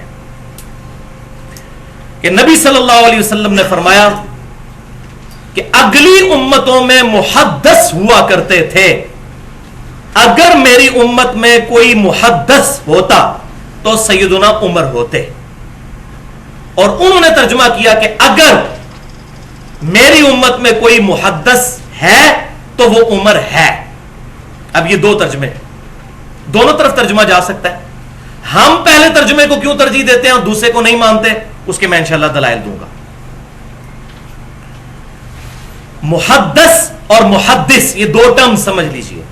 ایک ہوتا ہے محدث، جیسے امام بخاری تھے، امام مسلم زیر کے ساتھ، حدیث روایت کرنے والا، بات روایت کرنے والا، اور ایک ہوتا ہے محدث، دال کے اوپر زبر، جس کے دل میں بات ڈال دی جائے، تو یہ وہ لفظ ہے۔ اگلی امتوں میں محدث ہوا کرتے تھے، میری امت میں اگر کوئی محدث ہوتا تو وہ عمر ہوتا۔ وہ کہتے ہیں جی اگر ہے تو عمر ہے۔ اب آ جائیے ان کی انٹرپریٹیشن، یہ جو دوسرا انہوں نے ترجمہ کیا، 4 دلائل ہیں ان کے اس پہ، میں ان کو ایک ایک کر کے ایمانداری کے ساتھ اپنی آخرت کی فکر کرتے ہوئے حق بات بتاتا ہوں انشاءاللہ۔ تو یہ دوسری کیٹیگری کے لوگوں کو پہلے ایڈریس کروں گا جو کہتے ہیں کہ اگر کوئی محدث ہے تو عمر ہے۔ وہ کہتے ہیں کہ جی اگر ان کو محدث نہ مانا جائے تو یہ تو حضرت عمر کی کوئی فضیلت ہی نہ ہوئی، یہ تو ساری زبانی کلامی جمع خرچ ہو گیا کہ جی اگر ہوتا تو عمر ہوتا، تو عمر ہے بھی نہیں آپ کہتے ہیں، تو پھر یہ فضیلت تو کوئی نہ ہوئی۔ آن دا فیس آف آرگومنٹ بات تو ٹھیک ہے، لیکن وہ یہ بات بھول جاتے ہیں کہ اسی طرح کی ایک حدیث جامعہ ترمذی میں بھی ہے، اگر میرے بعد کوئی نبی ہوتا تو عمر ہوتا۔ تو نبی ہے کوئی حضور کے بعد؟ حضرت عمر کو نبوت ملی، تو یہ فضیلت ہے نا۔ اگر یہ فضیلت ہے تو وہ فضیلت بھی رہے گی کہ اگر محدث ہوتا تو عمر ہوتا، بالکل ایک جیسی بات ہے۔ اچھا، دوسری دلیل وہ کہتے ہیں جی اگلے نبیوں کی امتیں تو پھر اس امت سے بازی لے گئیں، ان کے عام امتیوں کو بھی اللہ تبارک و تعالیٰ وحی خفی فرماتا تھا، وہ محدث ہوتے تھے، اس امت میں کسی کو بھی نہ ملا، تو اس امت کی فضیلت ہی نہ رہی۔ تو یہ الحمدللہ میں نے کہا کہ اللہ تعالیٰ نے مجھ پر شرح صدر کیا ہے اس معاملے میں کہ بھائیو اس امت کی فضیلت ہی اس میں ہے کہ اس امت میں کوئی محدث نہ ہو۔ کیوں؟ یہ ختم نبوت کا تقاضا ہے۔ جس طریقے سے توحید کامل ہوئی کہ اس امت میں سجدہ تعظیمی بھی حرام ہو گیا جو اگلی امتوں میں جائز تھا، توحید کو کامل کرنے کے لیے، ختم نبوت کو کامل کرنے کے لیے، اس معاملے پہ سیل لگانے کے لیے اللہ تعالیٰ نے یہ معاملہ بھی کر دیا کہ وحی خفی جو غیر انبیاء کو ہوتی تھی وہ ختم کر دی۔ یہ تو فضیلت ہے اس امت کی۔ اور پھر ان سے پوچھیں کہ اس امت کی فضیلت تو اللہ نے خود بتا دی ہے، ان چیزوں کی وجہ سے تو فضیلت نہیں ہے، ختم نبوت کی وجہ سے فضیلت ہے، جس کی وجہ سے اللہ تعالیٰ نے وہ ٹائٹل اس امت کو دیا۔ سورہ آل عمران کی آیت نمبر 110 میں کنتم خیر امت اخرجت للناس تأمرون بالمعروف وتنہون عن المنکر وتؤمنون باللہ، تم سب سے بڑی بہتر امت ہو جو لوگوں کی بھلائی کے لیے نکالے گئے، تم لوگوں کو نیکی کی طرف بلاتے ہو اور برائی سے روکتے ہو اور اللہ پر ایمان لاتے ہو جیسا کہ حق ہے۔ یعنی ایمان لانے کا حق یہی ہے کہ نیکی کی طرف بلانا اور برائی سے روکنا، یہ ہے کنتم خیر امت اخرجت للناس، نیکی کا حکم دینا اور برائی سے روکنا، یہ ہماری خوبی تھی، یہ ختم نبوت کی وجہ سے ملی، لہذا اس امت میں محدث کا نہ ہونا اس امت کی خوبی ہے۔ یہ تو جواب تھا جناب علمی۔ اب پھکی والا جواب بھی، جس کو پنجابی میں پھکی اور انگلش میں لاجیکل آنسر کہتے ہیں اور اردو میں الزامی جواب، اور سائنٹیفک لینگویج میں نے اس کا نام رکھا ہے اینٹی وینم۔ تو پھکی والا جواب یہ ہے کہ کل کو پھر کوئی یہ بھی کہے گا کہ حضرت ابراہیم علیہ السلام کے بیٹے بھی پیغمبر تھے، ان کے پوتے بھی پیغمبر تھے، ان کے پڑپوتے بھی پیغمبر تھے۔ سیدنا ابراہیم علیہ السلام کے بیٹے سیدنا اسحاق علیہ السلام، ان کے بیٹے یعقوب علیہ السلام، پھر ان کے آگے سے بھی بیٹے سیدنا یوسف علیہ السلام، وہ پیغمبر تھے، اور ہمارے نبی صلی اللہ علیہ وسلم کی اولاد میں تو کوئی پیغمبر نہیں ہے، تو اب یہاں ہم پیغمبر ثابت کرنا شروع کریں گے۔ تو یہ ہے وہ پھکی والا جواب کہ اس امت کی خوبی یہی ہے کہ ختم نبوت کی وجہ سے یہ معاملات بینڈ، الحمدللہ۔ تیسری دلیل جس سے وہ دھوکہ دینے کی کوشش کرتے ہیں، وہ بھی بڑی مضبوط دلیل ہے اگر عام آدمی کو پتہ نہ ہو۔ وہ کہتے ہیں کہ دیکھیں جی، صحیح بخاری اور مسلم کی متفق علیہ حدیث ہے کہ 3 معاملات میں اللہ تعالیٰ نے سیدنا عمر فاروق رضی اللہ تعالیٰ عنہ کے مشورے پر آیات قرآن کی نازل کر دی۔ نمبر 1 کہ سیدنا عمر فاروق رضی اللہ تعالیٰ عنہ نے مشورہ دیا تھا کہ مقام ابراہیم کو مصلی بنایا جائے، کیونکہ آپ صلی اللہ علیہ وسلم مستجاب دیوار پر کھڑا ہوتے تھے، اور وہ جو دیوار ہے یہ آپ پاکستان سے دیکھیں تو اس کارنر پر جو ہے وہ حجر اسود ہے، اس دیوار کو مستجاب کہتے ہیں، یہاں پر حتیم ہے، یعنی حتیم کے اپوزٹ ہے مستجاب۔ تو یہاں آپ صلی اللہ علیہ وسلم نماز پڑھتے تھے، اس کا فائدہ یہ ہوتا تھا کہ دونوں قبلوں کی طرف منہ ہو جاتا تھا۔ تو سیدنا عمر نے مشورہ دیا کہ یا رسول اللہ آپ یہاں پر مقام ابراہیم پر پڑھیں تاکہ وہ دوسرے قبلے والا معاملہ الگ رہ جائے اور پرٹیکولر خانہ کعبہ شریف کی پرائورٹی ثابت ہو۔ تو اس پر آیت نازل ہوگی سورۃ البقرہ میں، وَاتَّخِذُوا مِن مَّقَامِ إِبْرَاهِيمَ مُصَلًّى۔ ایک یہ چیز۔ دوسرا، سیدنا عمر نے مشورہ دیا تھا کہ عورتوں کو پردے کا حکم دے، اس پہ آیات نازل ہوئی سورۃ الاحزاب میں، سورہ نور کے اندر۔ اور تیسرا، غزوہ بدر کے قیدیوں کے معاملے میں سیدنا عمر فاروق رضی اللہ تعالیٰ عنہ کا جو مشورہ تھا، اسی کی توثیق اللہ تعالیٰ نے قرآن پاک میں نازل فرمائی۔ تو کہتے ہیں دیکھیں جی، سیدنا عمر کو یہ کشف ہو گیا تھا، قرآن اور حدیث میں کوئی دکھا دے کسی ضعیف روایت میں کہ انہوں نے کہا کہ مجھے کشف ہوا ہے، ان کے اپنے الفاظ بخاری اور مسلم میں اسی حدیث میں ہے، وہ کہتے ہیں میں نے 3 کاموں میں اپنے رب کی موافقت کی، میں نے اپنے رب کی موافقت کی۔ تو یہ شرح صدر ہوا، ان کا ایکسپرٹ اوپینین تھا کہ یہ ان کے مشورے تھے، وہ مان لی، اور کئی مشورے نہیں بھی مانے گئے، ایسا نہیں ہے کہ ہر مشورہ ہی مانا گیا ہے۔ صلح حدیبیہ کے موقع پر بخاری اور مسلم میں حدیث آتی ہے کہ سیدنا عمر راضی نہیں تھے اس صلح کے اوپر اور بڑی سختی سے مخالفت کی، اور ان سے تھوڑی سی گستاخی بھی ہو گئی جس پہ وہ بعد میں روتے تھے۔ وہاں حضور نے ان کی بات نہیں مانی، اور بعد میں پتا چلا کہ حضرت عمر کا مشورہ 100% غلط تھا، بلکہ الٹا اس سے اسلام کو نقصان ہو جانا تھا، وہ حضور نے نہیں مانا۔ تو یہ سیدنا عمر کے الفاظ ہیں کہ اللہ تعالیٰ کی میں نے موافقت کی، میرا مشورے تھے، اللہ تعالیٰ نے اس کو انڈورس کر، کشف کا لفظ کہیں نہیں آیا، الہام کا لفظ بھی اس میں نہیں آیا۔ چوتھی دلیل اس کانٹیکسٹ میں بڑی مشہور حدیث پیش کرتے ہیں دلائل النبوہ امام بہیقی کی کتاب سے، وہ جس سیدنا عمر نے سینکڑوں میل دور اپنے ایک جرنیل ساریہ کو دیکھ لیا تھا ممبر پر اور کہا تھا یا ساریۃ الجبل، اے ساریہ پہاڑ کی طرف متوجہ ہو، تو ان کو کشف ہو گیا تھا، اتنی دور انہوں نے دیکھ لیا، اور اپنی اجتہادی غلطی کی وجہ سے، منہج کی خرابی کی وجہ سے جو حدیث پہ حکم لگانے کا ہے، شیخ البانی نے بھی اس روایت کو حسن کہا، حالانکہ یہ پکی ٹھکی ضعیف روایت ہے۔ اس حدیث میں محمد بن اجلان ایک راوی ہیں، وہ مدلس ہیں اور ان سے روایت کر رہے ہیں، اور صحیح مسلم یہ پیٹ رول موجود ہے کہ مدلس کی ان والی روایت ضعیف ہوتی ہے جب تک وہ بتا نہ دے کہ اس نے یہ حدیث کس سے سنی ہے، سما کی تصریح کوئی ثابت نہیں ہے۔ اور اگر کوئی کہتا ہے جی میں نے اس اصول کو نہیں ماننا، تو اس اصول پہ پھر میں ایک حدیث بتاتا ہوں جو اکثر بتایا کرتا ہوں، آج پھر بتاؤں، کیونکہ اس کے بغیر، اس اینٹی وینم کے بغیر، اس پھکی کے بغیر اور اس لاجیکل آنسر کے بغیر، الزامی جواب کے بغیر بات سمجھ نہیں آتی۔ کوئی کہتا ہے اگر میں مدلس کی آن والی روایت کو ضعیف نہیں مانتا، تو پھر یہ روایت جو مسند امام احمد میں بھی موجود ہے، مشکات المصابی میں انٹرنیشنل نمبرنگ کے مطابق 4902 نمبر حدیث ہے، مفاخرت اور عصبیت کے بیان میں آپ صلی اللہ علیہ وسلم کی حدیث ہے، جو لکھی ہوئی ہے ویسے ثابت نہیں ہے۔ وہ الفاظ کیا ہے کہ فرمایا کہ جو شخص اپنے جاہلی نسب پر فخر کرے اسے کہو کہ اپنے باپ کا عضو تناسل کاٹ کے اپنے منہ میں رکھ لو، اور یہ بات اس سے کنایے سے نہ کرو، ڈائریکٹ کہو کہ اپنے باپ کی شرم کا کاٹ کے اپنے منہ میں رکھ لے کہ تو اپنے باپ کے نسب پہ فخر کرتا ہے۔ یہ نبی صلی اللہ علیہ وسلم کی طرف منسوب مسند امام احمد میں۔ تو آپ مان سکتے ہیں کہ حضور ایسی بات کریں؟ آپ صلی اللہ علیہ وسلم وَإِنَّكَ لَعَلَىٰ خُلُقٍ عَظِيمٍ، اخلاق کے بلند ترین درجے پر فائز، اور بخاری اور مسلم کی متفق علیہ حدیث کہ آپ صلی اللہ علیہ وسلم میں کنواری لڑکیوں سے زیادہ شرم و حیا موجود تھی۔ آپ کیسے ہی بات کر سکتے تھے؟ ہو ہی نہیں سکتا۔ اس حدیث میں حسن بصری مدلس ہیں اور ان سے روایت کر رہے ہیں، اور حسن بصری تو محمد بن اجلان سے ہزاروں گنا بڑے امام ہیں اور تابعی ہیں، 70 صحابہ کی صحبت کرنے والے ہیں، لیکن مدلس ہیں، ان سے روایت کر رہے ہیں۔ اصول محدثین پہ یہ روایت بھی ضعیف ہے۔ تو جس نے کہنا ہے کہ میں نے یا ساریت الجبل کو صحیح ماننا ہے، پھر اس کو بھی صحیح ماننا ہے۔ ہم تو دونوں کو کہتے ہیں اصول محدثین پر ضعیف ہے، ہماری اپنی مرضی سے نہیں۔ سیدنا عمر کے فضائل میں نے ایک لیکچر دیا ہے اسی محرم میں، تقریباً 2 گھنٹے کا، فضائل سیدنا عمر قرآن و سنت کی روشنی میں۔ اس میں سیدنا عمر کے بارے میں جو ضعیف روایتیں کافی ساری ہیں، ان کو بھی میں نے ان کا بھی پوسٹ مارٹم کیا ہے۔ ان میں ایک یہ بھی تھی، وہ مسئلہ نمبر 65 کے نام سے اہل سنت پاک.com پر اپلوڈ ہے۔ اب ایک اور پھکی والا جواب اسی میں، ہم for the sake of argument اگر یہ بات مان لیں، وہ کہتے ہیں نہیں جی آپ ترجمہ یہ کریں کہ اگر کوئی محدث ہے تو عمر ہے، تو ہم کہتے ہیں for the sake of argument agreed.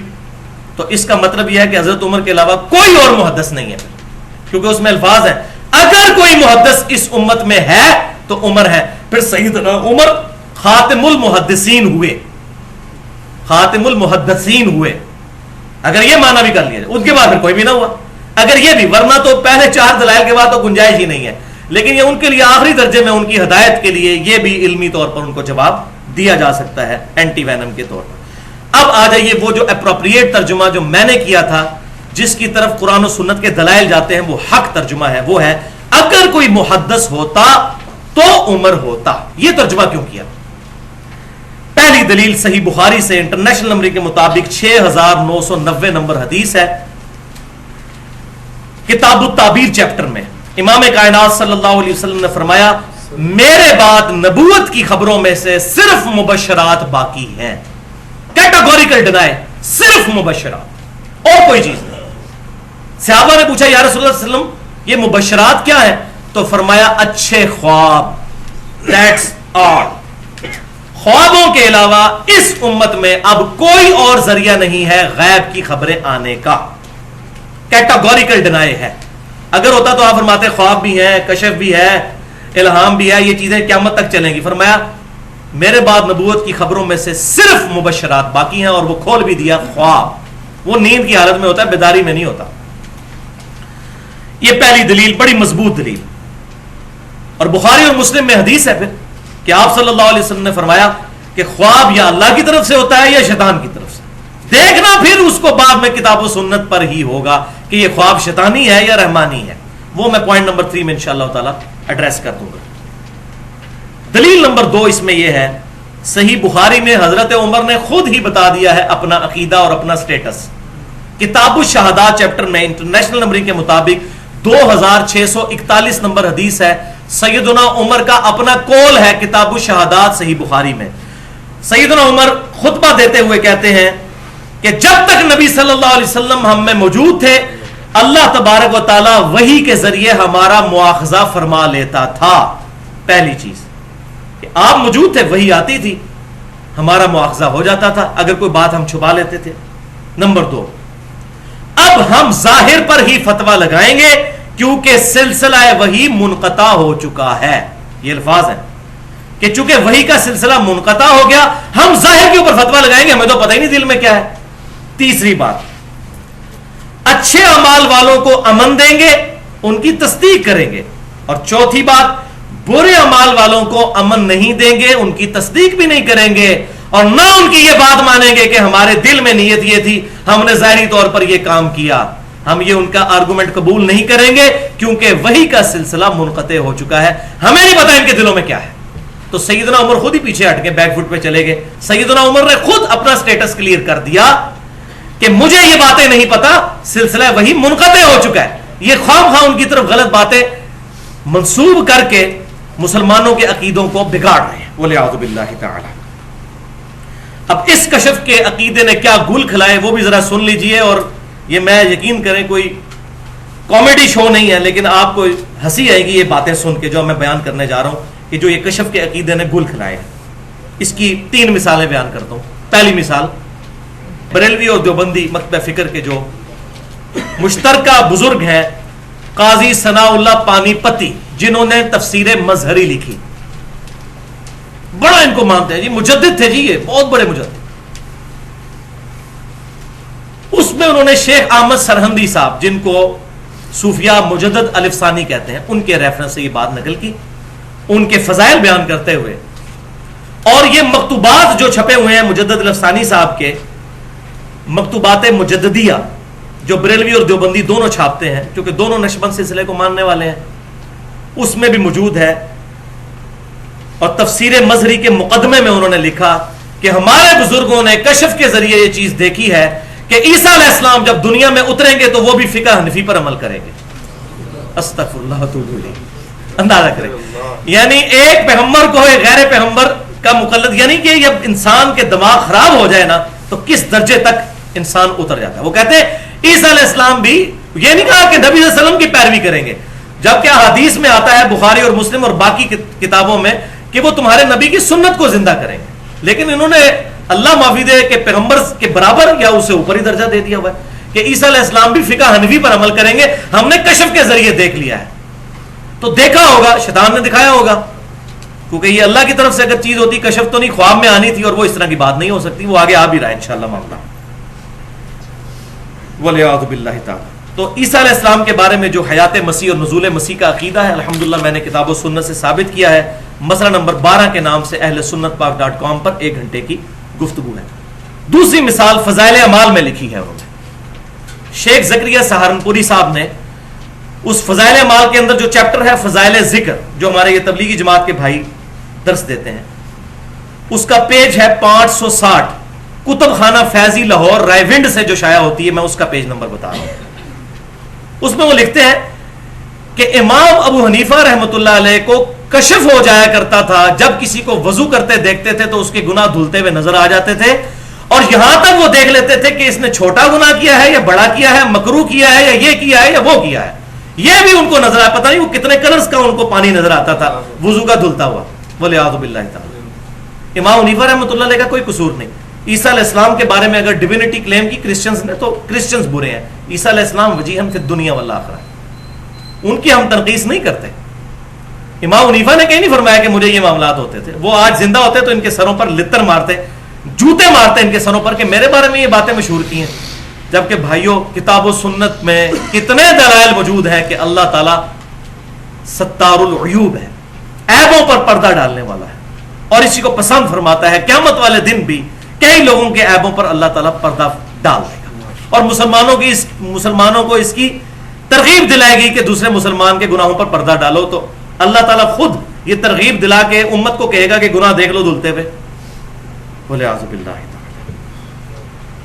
تیسری مثال فضائل اعمال میں ہی کتب خانہ فیضی رائے ونڈ لاہور سے چھپی ہوئی، اس کا پیج نمبر ہے 484، نماز والے فضائل کے چیپٹر میں شیخ قرطبی کے حوالے سے وہ کہتے ہیں کہ شیخ قرطبی کے پاس ایک نوجوان آیا، نبی صلی اللہ علیہ وسلم کی وفات کے 650 سال بعد کی یہ بات نقل کر رہے ہیں۔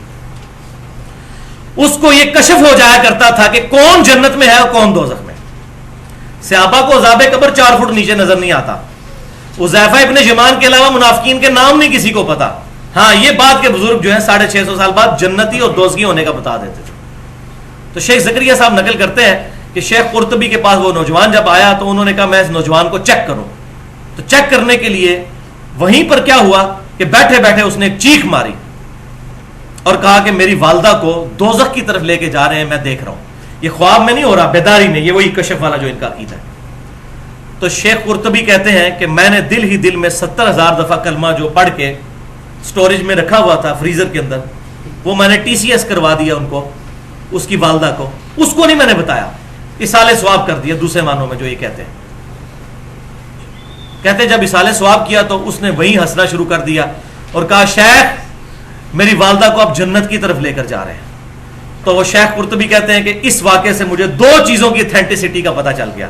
ہم لوگ تو خام مطلب بقول ان کے ذلیل ہو رہے ہیں کتاب و سنت پڑھ پڑھ کے کہ نبی صلی اللہ علیہ وسلم کی بات کیا ہے، یہ ان طریقے سے دین حاصل کرتے ہیں۔ کہتے ہیں 2 باتیں پتہ چل گئیں، ایک تو اس کا کشف صحیح تھا، وہ پتہ نہیں کیسے پتہ چلا، ایک بندہ جھوٹ بولا ہے سچ، جب تک آپ ویڈیو نہ دیکھ لیں آپ کیسے کسی کی تصدیق کر سکتے ہیں۔ کہتے ہیں مجھے کنفرم ہو گیا، اور وہ اس طرح کنفرم ہوا کہ دوسری جو چیز کنفرمیشن ہوئی کہ 70,000 دفعہ کلمہ پڑھ کے زبردستی بھی اللہ تعالیٰ سے کسی کو بخشوایا جا سکتا ہے، جو میں نے بلٹی کروایا تھا۔ تو کہتے ہیں یہ چیز کنفرم ہوگی ولیعوذ باللہ تعالی۔ اب یہ ختم نبوت پر ڈاکہ نہیں تو اور کیا ہے؟ ہمارے بھولے بھائی جو ہیں تبلیغی جماعت کے، میں ان کو نہیں مجرم ٹھہراتا، مجرم وہ علماء ہیں اور وہ ان کے بڑے لیڈرز ہیں جو ان کو یہ کتابیں دے کر تو گلی گلی پھروا رہے ہیں اللہ کی کتاب کو چھوڑ کر، ولیعوذ باللہ تعالی۔ اسی طریقے سے کشف المحجوب والا جو واقعہ ہے وہ دونوں میں پہلے بتا چکا کہ بازید بستامی کا دعویٰ علی بن عثمان اجویری نے نقل کیا کہ انہوں نے جب تیسری دفعہ حج کیا تو اللہ تعالیٰ کو بھی دیکھ لیا، اور کہتے ہیں کعبہ نہیں دیکھا، ہاں کعبے کے مالک کو وہاں پر دیکھ لیا، ولیعوذ باللہ۔ تو میرے 3 ریسرچ پیپرز اس پہ چھپ چکے ہیں۔ پہلا ریسرچ پیپر ہے قبروں سے فیض کے عقیدے کا تحقیقی جائزہ، جس میں 8 اسی قسم کے واقعات ہیں۔ اہل سنت پاک.com پر 3 MB کی فائل ہے، 4 صفحوں پر وہ اپلوڈ ہے۔ دوسرا ریسرچ پیپر 2A کے نام سے اندھا دھند پیروی کا انجام، اس میں 19 گستاخانہ عبارات ہیں جس پہ میرا لیکچر بھی ہے 71B کے نام سے۔ اور تیسرا ریسرچ پیپر 2B کے نام سے غیر اسلامی نظریات بامقابلہ صحیح اسلامی عقائد، اس میں 32 اس قسم کی عبارتیں موجود ہیں پورے ریفرنسز کے ساتھ، جسے چاہیے ہو تو وہاں سے وہ ڈاؤن لوڈ کر سکتا ہے۔ اور اس میں آپ حیران ہوں گے، یہاں تک واقعہ لکھا ہوا ہے ارواح ثلاثہ کے اندر، اشرف علی تھانوی صاحب نے، کہتے ہیں اسلام کے لیے بڑی خدمات ہیں۔ اب یہ بھی تو انہوں نے خدمت کی، ارواح ثلاثہ میں انہوں نے نقل کیا، نام ہی دیکھ لیں کتنا خطرناک ہے، 3 روحوں کا بیان ارواح ثلاثہ، اس میں وہ نقل کرتے ہیں۔ قبروں سے فیض والے میں نے پمفلٹ میں بھی ڈالا ہے کہ قاسم ننوتوی صاحب جنہوں نے مدرسہ دیوبند بنایا تھا، مرنے کے کئی سال کے بعد وہ قبر سے باہر نکلے اور دیوبند مدرسے میں 2 مولویوں کے درمیان جھگڑا تھا، ان کی صلح کروا کے دوبارہ قبر کے اندر واپس چلے گئے۔ اور اشرف تھانوی صاحب اس میں شرح کرتے ہوئے لکھتے ہیں، اس کی شرح لکھ رہے ہیں واقعے کی، ہم تو کتاب و سنت کی شرح بیان کرتے ہیں، اس واقعے کی شرح بیان کر رہے ہیں کہ ہو سکتا ہے کہ اس روح نے اللہ سے اجازت لے کے قبر سے اپنا جسم اٹھایا ہو اور باہر آ گئی ہو، اور یہ بھی ہو سکتا ہے کہ روح نے اجزاء میں خود تصرف کر کے اپنا جسم تیار کر لیا ہو، اپنا جسم خود، اور پھر باہر نکلا ہے۔ یہ اشرف تھانوی صاحب نے اس کی شرح بھی بیان کی ہے۔ اور اس امام میں نے کہا بہت ننگے ہیں، اہل حدیث حضرات کی طرف سے بھی ایک بڑی ڈینجرس کتاب ہے کرامات اہل حدیث، وہ بھی جھوٹ کا اور شرکی عقائد کا پلندہ ہے، لیکن میں اس حوالے سے اہل حدیث علماء کی تعریف کرتا ہوں کہ انہوں نے خود ہی اس مولوی کو اور اس کتاب سے اعلان برات کر دیا ہے۔ اگرچہ یہ کتاب چھپ رہی ہے کرامات اہل حدیث، لیکن کتنے بڑے بڑے علماء ہیں جنہوں نے اس کو ریجیکٹ کر دیا کہ اس کتاب کے ساتھ ہمارا کوئی تعلق نہیں، اس میں بھی اس قسم کے بڑے بےہودہ واقعات موجود ہیں۔ یہ میں اس لیے بیان کر رہا ہوں تاکہ کوئی یہ نہ کہے کہ دی فلاں کی تھی وہ چھوڑ دی۔ اسی طریقے سے اہل تشیع کی تو آپ جو کتاب کھولیں اس میں تو یہ چیزیں موجود ہیں، لیکن الحمدللہ اب ہمارے لیکچرز کے ذریعے اللہ تبارک و تعالی ہدایت دینے والا ہے، بات لوگوں تک الحمدللہ حق بات پہنچ رہی ہے۔ اب اس میں جب یہ باتیں کریں گے تو بڑا لیم ایکسکیوز دیں گے آپ کو، او جی اللہ تعالیٰ چاہے تو کرامت نہیں دکھا سکتا، آپ کرامت کے منکر ہیں۔ کرامت کے ہم منکر نہیں، میرا پورا لیکچر ہے کرامت کے اوپر، مسئلہ نمبر 49 کے نام سے، اس کے 15 منٹ شروع کے کرامت کے، ہم کس کرامت کو مانتے ہیں؟ کرامت کوئی دکھا نہیں سکتا، اللہ کا کرم ہوتا ہے کسی پر، خود نہیں کیپیبل ہوتا دکھانے کا۔ اور جی کرامت ہے، دیکھیں نا جی، اللہ تعالیٰ چاہے تو قاسم نانوتوی صاحب قبر سے نکل کر مدرسہ دیوبند میں 2 مولویوں کی صلاح نہیں کروا سکتے؟ اب کون بندہ جو کہے گا جی نہیں ہو سکتا ایسے، اس طریقے سے؟ لیکن یہ صرف اپنے مولویوں کے لیے۔ اگر ان سے پوچھیں کہ ہمارے اہل تشیع بھائی جو یا علی مدد کہتے ہیں، اللہ چاہے تو حضرت علی قبر سے نکل کے آ کے ان کی مشکل کشائی نہیں کر سکتے، کہیں گے یہ شرک ہے۔ تو معاملہ یہ ہے کہ مسئلہ کہیں اور پہ خراب ہے، رزلٹ پہلے فکس ہے، پری ڈیٹرمنٹ ہے، اس میں چیزوں کو فٹ ان کیا جاتا ہے۔ اور یہ اللہ تعالیٰ چاہے تو دکھا سکتا ہے۔ بھائی اس طریقے سے اگر چیزیں مانی جائیں تو انسان مسلمان نہیں رہتا۔ کیوں؟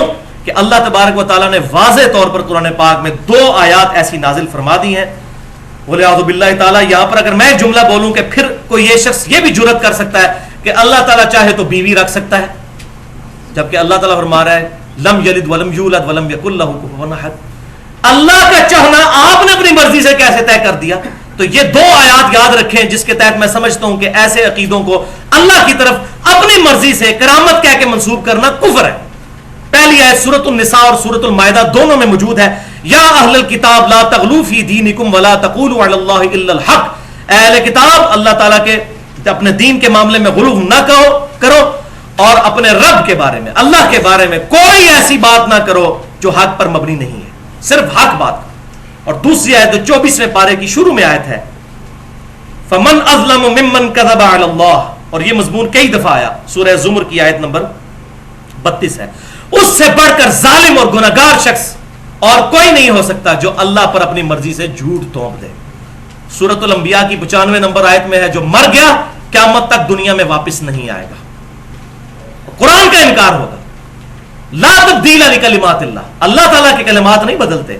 اگر کوئی کہے کہ اللہ تبارک و تعالیٰ چاہے تو اپنے کلمات کو بدل دے، تو بھائیو جو اپنے کلمات کو بدلے گا وہ اللہ نہیں ہے، اور جو اللہ ہے وہ جھوٹ نہیں بولتا، وہ اپنے کلمات کو نہیں بدلتا، وہ فکس ہے۔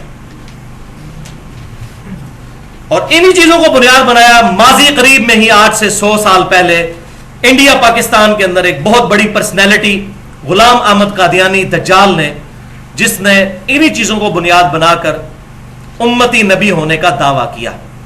اس کی آپ کتابیں پڑھ کے دیکھیں، روحانی خزائن، کشتی نوح اور حقیقت الوحی، یہ بھی ایک کتاب ہے۔ اس میں اس نے کہا کہ یہ جتنے دعوے میں کر رہا ہوں یہ پچھلے سارے صوفیاء کرتے آئے ہیں، اگر میں نے کر لیا تو میں نے کون سا جرم کیا ہے؟ اور دیو جواب انہوں، آؤ میدان جواب دیو۔ تو میں اس پہ ایک جملہ بولا کرتا ہوں کہ غلام احمد قادیانی نے شراب کو شراب پی کر کہا کہ میں نے شراب پی، اور ان لوگوں نے وہی غلط اور گندی چیزیں اپنے عقائد پروپیگیٹ کیے، لیکن کہا یہ شراب نہیں انگوروں کا جوس ہے شراب ہی تھی، لیکن فتوے سے بچ گئے۔ کسی نے کلمہ پڑھوایا لا الہ الا اللہ چشتی رسول اللہ، لا الہ الا اللہ اشرف علی تھانوی رسول اللہ، یہ کلمے پڑھائے اور کہا یہ معرفت کی باتیں ہیں، ہم پیغمبر ہونے کا دعویٰ نہیں کرتے، بولے اعوذ باللہ تعالی۔ اور اسی پر میرا وہ لیکچر ہے، مسئلہ نمبر 71B، انڈیا پاکستان کے بزرگوں کی 19 گستاخانہ عبارات کا تحقیقی جائزہ۔ اب آ جائیے جناب آخری پوائنٹ کی طرف، اور وہ ہے خوابوں سے متعلق۔ ایک دفعہ دروشی پڑھ لیجئے، اللہم صلی علی محمد وعلی آل محمد کما صلیت علی ابراہیم وعلی آل ابراہیم انک حمید مجید، اللہم بارک علی محمد وعلی آل محمد کما بارکت علی ابراہیم وعلی آل ابراہیم انک حمید مجید۔ پوائنٹ نمبر 3 ہے تیسری اصطلاح سے ریلیٹڈ، اور وہ ہے رؤیا، عربی میں کہتے ہیں خواب کو رؤیا، اور اس میں بھی پرٹیکولر دیدار مصطفیٰ صلی اللہ علیہ وسلم کے بارے میں ایڈریس کروں گا۔ جو ایکسٹریم رویے پائے جاتے ہیں ہر طرف سے، درمیان کی راہ اس معاملے میں کیا ہے وہ میں انشاءاللہ بیان کروں گا۔ تو الہام کے بارے میں تو عقیدہ تھا کہ اللہ تبارک و تعالیٰ دل پر القاء کر دیتا ہے، کسی کو شرح صدر کر دیتا ہے۔ کشف کے بارے میں تھا کہ وہ نیند اور بیداری کے درمیان کی کوئی کیفیت ہوتی ہے۔ اور یہ پرٹیکولر اس پر تو سب متفق ہیں، اور الحمدللہ ہم نے احادیث بھی سن لی شروع میں دوسرے پوائنٹ میں کہ خواب ایک ذریعہ ہے اب قیامت تک غیبی خبروں کا، بخاری اور مسلم کی متفق علیہ حدیث کے تحت۔ یہ نیند کی حالت میں ہوتی ہے، اور خواب کے ایکسپیرینس سے ہر انسان گزرتا ہے۔ خواب اللہ تعالیٰ نے ایک ایسی چیز رکھی ہے جس کی وجہ سے اللہ تعالیٰ انسان کو یہ میسج دینا چاہتا ہے کہ جس طریقے سے انسان جب خواب دیکھتا ہے اور اٹھ جاتا ہے تو کہتا ہے کہ یہ جو زندگی میں نے گزاری خواب کی حالت میں، یہ تو خواب تھا، اصل زندگی تو یہ ہے۔ بالکل اس طریقے سے ایک آخرت کی اصل زندگی آنے والی ہے جس کو اس زندگی کے ساتھ وہی نسبت ہے جو اس زندگی کو خواب کے ساتھ، کہ جب وہ قیامت کا دن آئے گا تو انسان کہے گا ہائے اصل زندگی تو یہ تھی۔ تو یہ دنیا میں اللہ تعالیٰ نے ایک ایکسپیرینس کروا دیا، اور یہ اللہ تعالیٰ کا ایک طریقہ ہے، اللہ تعالیٰ نے ایک انسٹیٹیوٹ بنایا ہے، ایک موڈ آف نالج ہے، ایک ورچوئل تمثیلی طریقہ ہے لوگوں تک غیب کی خبریں پہنچانے کا اور ان کی اصلاح کرنے کا۔ شیطانی بھی ہو سکتا ہے، رحمانی خواب بھی ہوتے ہیں۔ اور اس میں یہ بھی بات یاد رکھیے، اکثر ہم خواب میں اپنے قریبی رشتہ داروں کو دیکھتے ہیں جو زندہ ہیں، لیکن اگر آپ صبح اٹھ کر انہی رشتہ داروں سے پوچھیں کہ جناب ابو جان آپ رات کو خواب میں مجھے آئے تھے، تو ان کو نہیں پتا ہوتا کہ میں آیا تھا۔ تو آپ خواب میں یہ جو اکثر لوگ کہتے ہیں نا پیر صاحب آگے فجر کے ٹائم جگا جاتے ہیں، تو پیر صاحب کو پوچھیں ان کو نہیں پتا ہوتا۔ یہ تمثیلی سارے معاملات ہوتے ہیں، ہوتے شیطان آ جائے، اللہ تبارک و تعالیٰ کی طرف سے کوئی معاملہ ہو جائے۔ تو یہ جو کہتے ہیں نا پیر صاحب آ کے جگاتے ہیں، تو ان کو کہ اسی ٹائم پیر صاحب کو فون کریں کہ آپ رات کو کدھر تھے، تو اگر بتا جائیں تو پھر ہمیں پکڑ لیں آ کے۔ تو یہ تمثیلی معاملات ہوتے ہیں، انسان سوچتا رہتا ہے اور یہ معاملات انسان کے ساتھ ایسے ہوتے ہیں۔ تو ایک پورا اللہ تبارک و تعالیٰ کا ایک سمجھ لیں محکمہ ہے۔ ہاں انبیاء اکرام علیہ السلام کے خواب ڈیفینیٹ وہی ہوتے ہیں، اس میں کوئی شک ہی نہیں ہے، اور قرآن پاک اس پر گواہ ہے۔ کئی ایک جگہوں میں آیات قرآن پاک میں موجود ہیں۔ آپ کے پیپر کے اوپر آخری دو جو آیات کراس ریفرنس کے طور پر ہیں، آیت نمبر 11 اور 12 سورہ الصافات کی آیت نمبر 102۔ بسم اللہ الرحمن الرحیم۔ ابراہیم علیہ السلام کا ذکر ہو رہا ہے کہ وہ اپنے بیٹے سے گفتگو کرتے ہوئے کہتے ہیں قال یا بنی انی ارا فی المنام، اے میرے بچے میں نے خواب میں دیکھا ہے، انی اذبحک فانظر ماذا ترى، کہ میں تجھے ذبح کر رہا ہوں، اب بتا کہ تیری کیا رائے ہے۔ قال یا ابت افعل ما تؤمر، فرما بردار بچے نے کہا اے ابا جان کر گزریے جو آپ کے رب نے آپ کو حکم دیا ہے۔ اللہ اکبر۔ ستجدنی انشاءاللہ من الصابرین، ان قریب آپ مجھے صابرین میں سے پائیں گے۔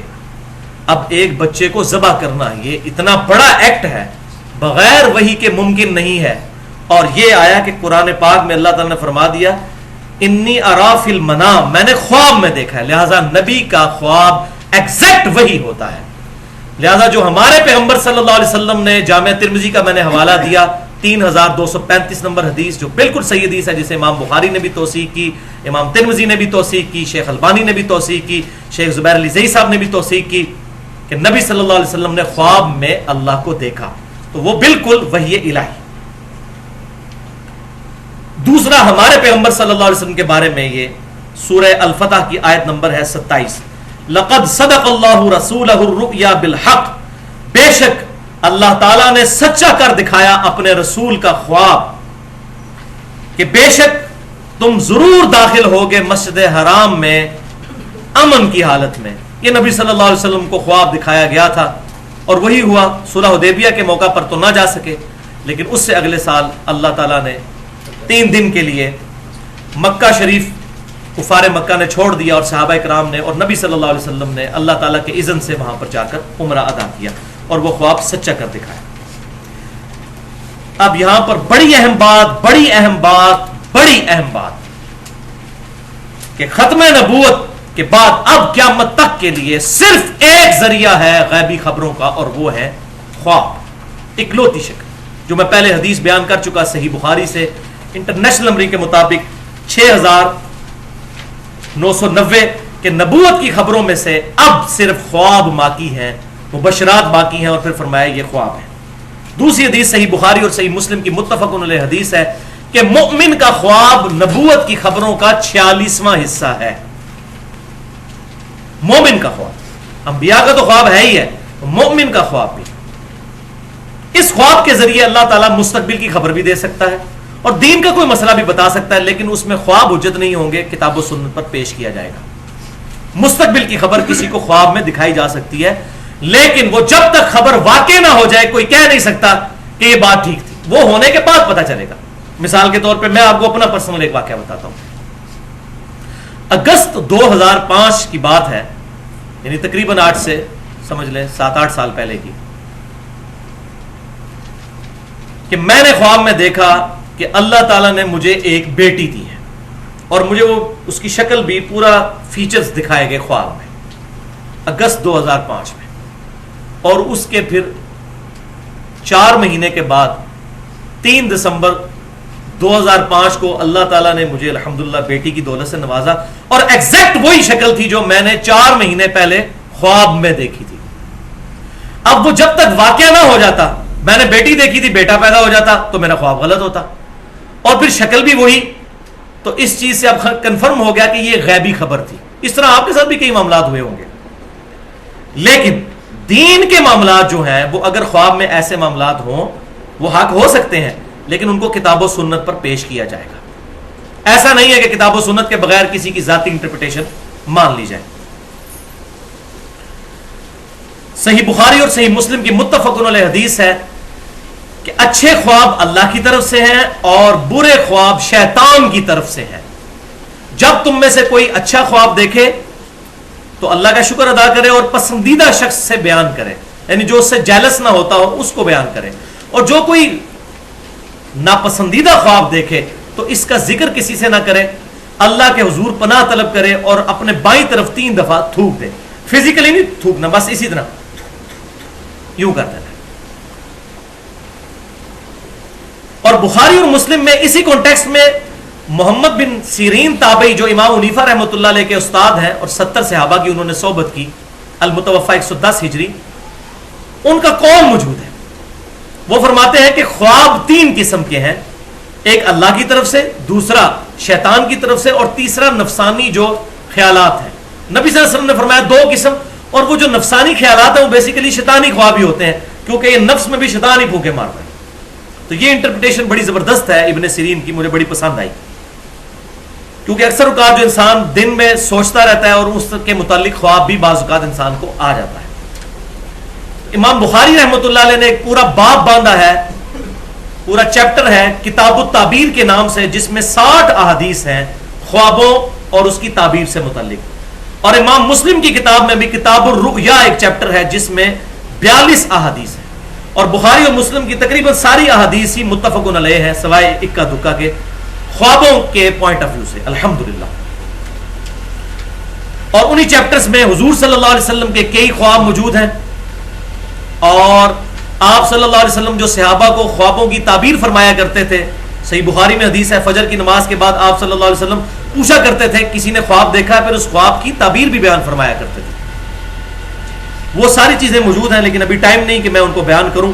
تو نبی صلی اللہ علیہ وسلم نے کئی خواب خود بھی دیکھے، صحابہ کے خوابوں کی تعبیریں بھی ارشاد فرمائیں۔ ایک تو میں نے خواب بتا دیا وہ دیدار والا، اس کے علاوہ کئی ایک خواب ہیں جو کبھی ٹائم ملا تو اس پہ پورا لیکچر دیا جا سکتا ہے۔ بخاری اور مسلم کی 100 حدیثیں تقریباً بن جاتی ہیں خوابوں کے اوپر۔ یہاں پر میں ایک بات بتا دوں کہ محمد بن سیرین تابعی رحمۃ اللہ علیہ المتوفی 110 ہجری، ان کے بارے میں ایک کتاب مشہور ہے جو بازار میں ملتی ہے، کتاب التعبیر کے نام سے، تعبیر الرؤیا کے نام سے۔ وہ جعلی کتاب ہے، وہ محمد بن سیرین سے ثابت ہی نہیں ہے صحیح سند کے ساتھ۔ اس میں کئی باتیں ٹھیک لکھی ہوئی ہیں، وہ احادیث بخاری اور مسلم میں موجود ہے، میں یہ نہیں کہہ رہا کہ اس میں جو کچھ لکھا ہے وہ غلط ہے، لیکن جو ان کے حوالے سے کچھ تشریحات ہیں ان کی اتھینٹسٹی ان تک نہیں ثابت ہوتی۔ اب آ جائیے بھائیو اس بات کی طرف کہ کیا خواب میں امام کائنات سید الاولین والآخرین شفیع المذنبین رحمت للعالمین سیدنا و مولانا امام اعظم محمد رسول اللہ صلی اللہ علیہ وسلم کی زیارت ہو سکتی ہے یا نہیں؟ اس میں 2 حدیثیں ہیں جن کو میں ڈسکس کروں گا اور پھر ہمارا یہ لیکچر مکمل ہو جائے گا۔ بالکل زیارت ہو سکتی ہے۔ پہلی حدیث صحیح بخاری اور مسلم کی متفق علیہ حدیث ہے۔ صحیح بخاری میں انٹرنیشنل نمبرنگ کے مطابق 6996 اور 110، اور صحیح مسلم میں 5919۔ کہ آپ صلی اللہ علیہ وسلم نے فرمایا جس شخص نے مجھے خواب میں دیکھا تو بے شک اس نے مجھی کو دیکھا، شیطان میری شکل کی مثال اختیار نہیں کر سکتا۔ میری شکل میں جس نے مجھے دیکھا اس نے مجھی کو دیکھا، میری شکل کو شیطان اختیار نہیں کر سکتا۔ یعنی اللہ تعالیٰ جب بھی دکھائے گا نبی صلی اللہ علیہ وسلم کو تو نبی صلی اللہ علیہ وسلم کو ہی دکھایا جا رہا ہوگا، یہ نہیں ہوگا کہ شیطان آپ صلی اللہ علیہ وسلم کی ایگزیکٹ شکل اڈاپٹ کر کے خواب میں آ جائے۔ یہ بہت بڑا پروٹوکول آپ صلی اللہ علیہ وسلم کو دیا گیا۔ اب اس پہ پنڈولم کی دو ایکسٹریمز ہیں۔ ایک ایکسٹریم پہ وہ لوگ ہیں جو ان خوابوں کی بنیاد کے اوپر آئے دن خواب بیان کرتے ہیں، ہمارے فلاں بزرگ نے دیکھ لیا خواب اور یہ ہو گیا وہ ہو گیا، ان کو قرآن و سنت سے بات بتائیں وہ کہتے ہیں نہیں ہم نے خواب دیکھ لیا، وہ قرآن کو بھی نہیں مانتے، پھر سنت کو بھی انکار کر دیتے ہیں ان خوابوں کی بنیاد پہ۔ یہ ایک ایکسٹریم پہ لوگ ہیں۔ دوسری ایکسٹریم پہ وہ لوگ ہیں جو لوگ کیٹاگوریکل ڈینائی کر دیتے ہیں نہیں جی صحابہ کے علاوہ تو نبی صلی اللہ علیہ وسلم کو خواب میں کوئی دیکھ ہی نہیں سکتا، کیونکہ حضور کی شکل کا صرف صحابہ کو پتا تھا۔ تو بھائیو اگر یہ بات ہوتی تو حضور خود بتا کے جاتے یہ صرف صحابہ کے لیے حدیث ہے، قیامت تک کسی اور کے لیے نہیں ہے۔ تو یہ بھی انٹرپریٹیشن بالکل غلط ہے۔ حق بات پینڈولم کی دو ایکسٹریمز کے درمیان ہے کہ نبی صلی اللہ علیہ وسلم کو دیکھا جا سکتا ہے، قیامت تک کوئی امتی بھی دیکھ سکتا ہے، لیکن لیکن لیکن اس شکل مبارک میں جو احادیث کے ذریعے ہم تک ٹرانسفر ہوئی ہیں، اگر وہ شکل مبارک ہوگی تو آپ صلی اللہ علیہ وسلم کو دیکھا جا سکتا ہے۔ اور اس کی کئی ایک مثالیں موجود ہیں احادیث کی کتابوں میں، یہ تاریخ کی یا بزرگوں کی لکھی ہوئی کتابیں نہیں ہیں۔ 5 مثالیں میں بیان کر دیتا ہوں تاکہ ہمارا ایمان تازہ ہو جائے اس حوالے سے۔ صحیح مثال نمبر 1 مسند امام احمد میں انٹرنیشنل نمبرنگ کے مطابق 2165 نمبر حدیث ہے کہ آپ صلی اللہ علیہ وسلم کی وفات کے 50 سال کے بعد 61 ہجری میں سیدنا عبداللہ ابن عباس رضی اللہ تعالیٰ عنہ صحابی نے حضور کو خواب میں دیکھا، اور یہ حدیث مشکات میں 6181 نمبر ہے۔ شیخ البانی بھی اسے صحیح کہتے ہیں، شیخ زبیر علی زئی صاحب نے بھی اس پر صحت کا حکم لگایا، پوری امت اس کو نقل کرتی ہے یہ الحمدللہ۔ ابن عباس کہتے ہیں کہ ایک دن دوپہر کے وقت میں نے نبی صلی اللہ علیہ وسلم کو خواب میں دیکھا، آپ صلی اللہ علیہ وسلم پریشان، بال بکھرے ہوئے، پرانگدہ حالت، اور ہاتھوں میں ایک خون کی شیشی اٹھائی ہوئی ہے جس کے اندر خون ہے۔ میں نے پوچھا اے اللہ کے نبی میرے ماں باپ آپ پر قربان، یہ آپ کی کیا حالت ہے؟ آپ صلی اللہ علیہ وسلم کو کس نے غمناک کر دیا؟ تو آپ صلی اللہ علیہ وسلم نے فرمایا کہ یہ میرے حسین اور ان کے ساتھیوں کا خون ہے، آج صبح سے کربلا میں میں اس خون کو سمیٹ رہا ہوں، میرے حسین اور اس کے ساتھیوں کو وہاں پر شہید کر دیا گیا۔ ابن عباس کہتے ہیں کہ میں گھبرا کے اٹھا، میں نے وہ دن اور تاریخ نوٹ کیا، وہ 10 محرم 61 ہجری تھا، اور بعد میں خبر آئی، ظاہر ہے اس وقت کوئی انٹرنیٹ نہیں تھا، کوئی موبائل فون سروس نہیں تھی، کتنے عرصے کے بعد خبر آئی کہ اسی دن سیدنا حسین اور ان کے ساتھیوں کو ظلماً شہید کیا گیا فرات کے کنارے، والعیاذ باللہ تعالی۔ اس کی ڈیٹیل پوری سننی ہو تو مسئلہ نمبر 61 کے نام سے حسینیت اور یزیدیت کا تحقیقی جائزہ اہل سنت پاک.com پر میری پوری گفتگو موجود ہے، جو ایکسپلوسیو گفتگو ہے الحمدللہ، 2.25 گھنٹے کی۔ تو یہاں پر یہ الفاظ ہے کہ میں صبح سے ان کا خون جمع کر رہا ہوں، تو میں وہی بات کروں گا، یہ بات تمثیلاً ہے۔ اپنے ماں باپ کو آپ خواب میں دیکھیں، ان سے پوچھیں، ان کو نہیں پتا ہوگا کہیں بھی معاملہ، یہ اللہ تبارک و تعالیٰ کا ایک پورا انسٹیٹیوٹ ہے، یہ مثال کے طور پر تمثیلاً بات دکھائی جاتی ہے۔ صحیح بخاری میں موجود ہے، آپ صلی اللہ علیہ وسلم نے خواب دیکھا کہ آپ کے سامنے بھینس ذبح ہو رہی ہے، تو آپ صلی اللہ علیہ وسلم نے فرمایا اس کی تعبیر میں نے کہی ہے، یہ کی ہے کہ غزوہ احد میں مسلمانوں کو تکلیف پہنچے گی، اور وہی ہوا، 70 صحابہ شہید ہوئے۔ اب بھینس تو ہندوؤں کے نزدیک معتبر ہے، تو نبی صلی اللہ علیہ وسلم کو ایک مثال کے طور پر ایک خون دکھایا گیا بھینس کے ذبح ہونے کا، اتنا خون، مراد اس سے یہ تھی کہ صحابہ کرام کثرت کے ساتھ ذبح ہوں گے۔ اللہ ان سے راضی ہو اور ہمیں بھی قیامت والے دن ان کا ساتھ نصیب فرمائے جنہوں نے اسلام کے لیے قربانیاں دی الحمدللہ۔ صحیح خواب نمبر 2 کی مثال صحیح مسلم میں ہے، انٹرنیشنل نمبرنگ کے مطابق 79 نمبر روایت ہے، مقدمے کے اندر ہی امام مسلم رحمۃ اللہ علیہ لے کر آئے ہیں کہ سیدنا علی بن مسہر تبع تابعی، یہ تابعی بھی نہیں ہے، تبع تابعی ہیں، وہ کہتے ہیں کہ میں نے اور حمزہ نامی ایک تبع تابعی نے ابان بن ابی عیاش المتوفا 140 ہجری جو ایک کذاب تابعی تھا 140 ہجری میں فوت ہوا, اس سے میں نے 1000 احادیث نقل کی ہیں, امام مسلم لے کر آ رہے ہیں. وہ کہتے ہیں بعد میں اپنے کلاس فیلو جب حمزہ کو ملا تو میں نے اس سے ذکر کیا کہ ہم نے اس سے جو احادیث نقل کی, تو حمزہ نے بتایا کہ بھائی میرے, مجھے نبی صلی اللہ علیہ وسلم کی خواب میں زیارت ہوئی اور میں نے ابان بن ابی عیاش سے سنی ہوئی 1000 حدیثیں حضور کے سامنے زبانی پڑھی خواب میں. حضور نے صرف 5 یا 6 حدیثوں کی تصدیق کی, باقی سب کے بارے میں فرمایا یہ میری حدیثیں نہیں ہیں. یہ کہتے نہیں حدیث تو حدیث ہوتی ہے, وہی ڈگری تو ڈگری ہوتی ہے چاہے جعلی ہو یا اصلی, وہ جو پاکستانی سیاستدان کہتے ہیں حدیث تو حدیث ہوتی ہے چاہے جعلی ہو یا اصلی, کتابوں میں تو آ گئی نا. یہ سن لیں, صحیح مسلم کی پہلی حدیث ہی مقدمے میں یہ ہے کہ جس نے میری طرف جھوٹی حدیث منسوب کی وہ اپنا مقام دوزخ میں دیکھ لے, ولیعوذ باللہ تعالی. اور یہ بخاری میں بھی حدیث ہے, اس میں میرا پورا لیکچر ہے مسئلہ نمبر 36 کے نام سے, 1.5 گھنٹے کی گفتگو, ضعیف الاسناد اور من گھڑت احادیث کے فتنے کا تحقیقی جائزہ. اس میں نے کئی ایک مثالیں اس کی بیان کی. یہ ابان بن ابی عیاش وہی راوی ہے, یہ وہی خبیث ہے جس کو اہل سنت اور اہل تشیع دونوں کذاب کہتے ہیں, اور پھر وہی ہمارے اہل تشیع میں سے رافضی جو ہیں وہ اسی کی روایت پیش کرتے ہیں جی سیدنا عمر نے حضرت فاطمہ کے گھر کو آگ لگا دی تھی, ولیعوذ باللہ تعالی. اس حدیث میں بھی راوی یہ ابان ہے, یہ وہ خبیث راوی ہے, کذاب جھوٹا, ابان بن ابی عیاش. تیسری مثال خواب کی, سنن نبی داؤد میں انٹرنیشنل نمبر کے مطابق 5077 نمبر, سنن ابن ماجہ میں 3867 اور سنن نسائی الکبرى کے اندر بھی موجود ہے 9855. حماد تابعی کہتے ہیں کہ میں نے ابو عیاش رضی اللہ تعالیٰ عنہ سے ایک حدیث سنی, اور یہ ریفرنس الحمدللہ ہمارے اذکار والے کارڈ پہ بھی موجود ہے, صبح شام کے جو اذکار والا کارڈ ہے اہل سنت پاک.com پہ وہ رکھا ہوا ہے. کہتے ہیں میں نے حدیث سنی ابو عیاش رضی اللہ تعالیٰ عنہ سے. حماد تابعی کہتے ہیں کہ آپ صلی اللہ علیہ وسلم نے فرمایا, جس شخص نے صبح کے وقت ایک دفعہ پڑھ لیا لا الہ الا اللہ وحدہ لا شریک لہ لہ الملک ولہ الحمد وہو علی کل شیء قدیر, تو شام تک اللہ تعالیٰ اس کی شیطان سے حفاظت فرمائے گا, نمبر 1. نمبر 2, اس کو ایک غلام آزاد کرنے کا, اور وہ بھی اسماعیل علیہ السلام کی اولاد سے, ثواب عطا فرمائے گا. نمبر 3, اس کے 10 درجات بلند کر دے گا.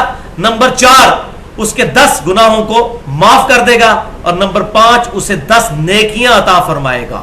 اب یہ 5 فضیلتیں ایک دفعہ یہ پڑھنے کی, اور جو شام کے وقت کرے گا تو صبح تک اللہ تعالیٰ اس کو محفوظ قلعے میں رکھے گا, اور یہی ساری فضیلتیں ہوں گی. اب اتنی بڑی فضیلت, حماد تابعی کہتے ہیں کہ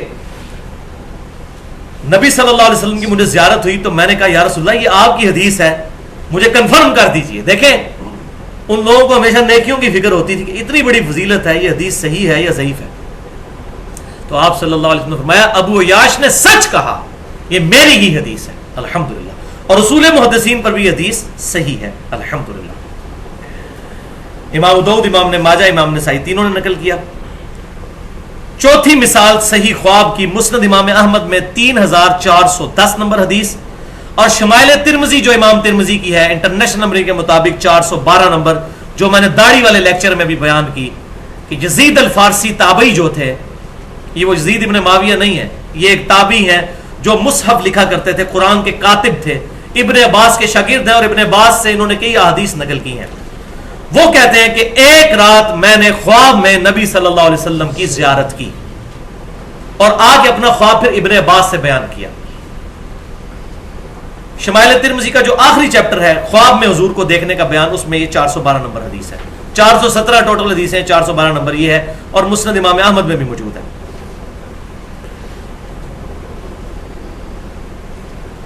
تو وہ کہتے ہیں میں نے ابن عباس سے کہا کہ میں نے رسول اللہ صلی اللہ علیہ وسلم کو خواب میں دیکھا, تو ابن عباس نے کہا جلدی جلدی اپنا خواب بیان کرو. میں نے رسول اللہ سے سنا جس شخص نے مجھے خواب میں دیکھا اس نے مجھے کو دیکھا, میری شکل میں شیطان نہیں آ سکتا.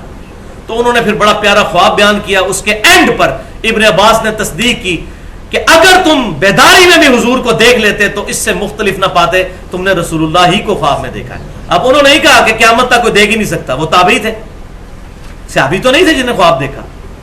اس کا ترجمے میں بھی بعض لوگوں نے 2 نمبری کی, وہ صرف یہ ثابت کرنے کے لیے کہ حضور کی داڑھی بہت لمبی تھی, کیونکہ اس میں واضح موجود ہے کہ حضور کی داڑھی نحر تک تھی، سینے کے شروع والے حصے کی طرف. لیکن الحمدللہ اہل حق بھی موجود ہیں، اکثر اہل حقی ہیں جنہوں نے ترجمہ صحیح کیا. اس میں سے اہل حدیث علماء میں سے ایک بڑے عالم، چونکہ اہل حدیث کو یہ مسئلہ کڑوا لگتا ہے، میں انہی کے عالم کا حوالہ دیتا ہوں.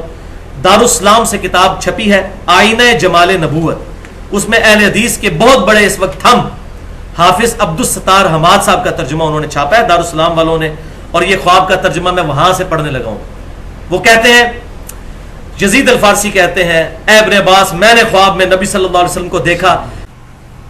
آپ صلی اللہ علیہ وسلم کا قد مبارک نہ بہت لمبا تھا نہ بہت چھوٹا بلکہ درمیانہ تھا. آپ صلی اللہ علیہ وسلم کا رنگ مبارک بہت سفید نہیں بلکہ گندمی نما سفید سرخ رنگ تھا. آپ صلی اللہ علیہ وسلم کے دانت مبارک انتہائی سفید اور خوبصورت تھے. آپ صلی اللہ علیہ وسلم کی آنکھیں سرمگی تھیں جیسے سرما لگا ہوا ہوتا ہے.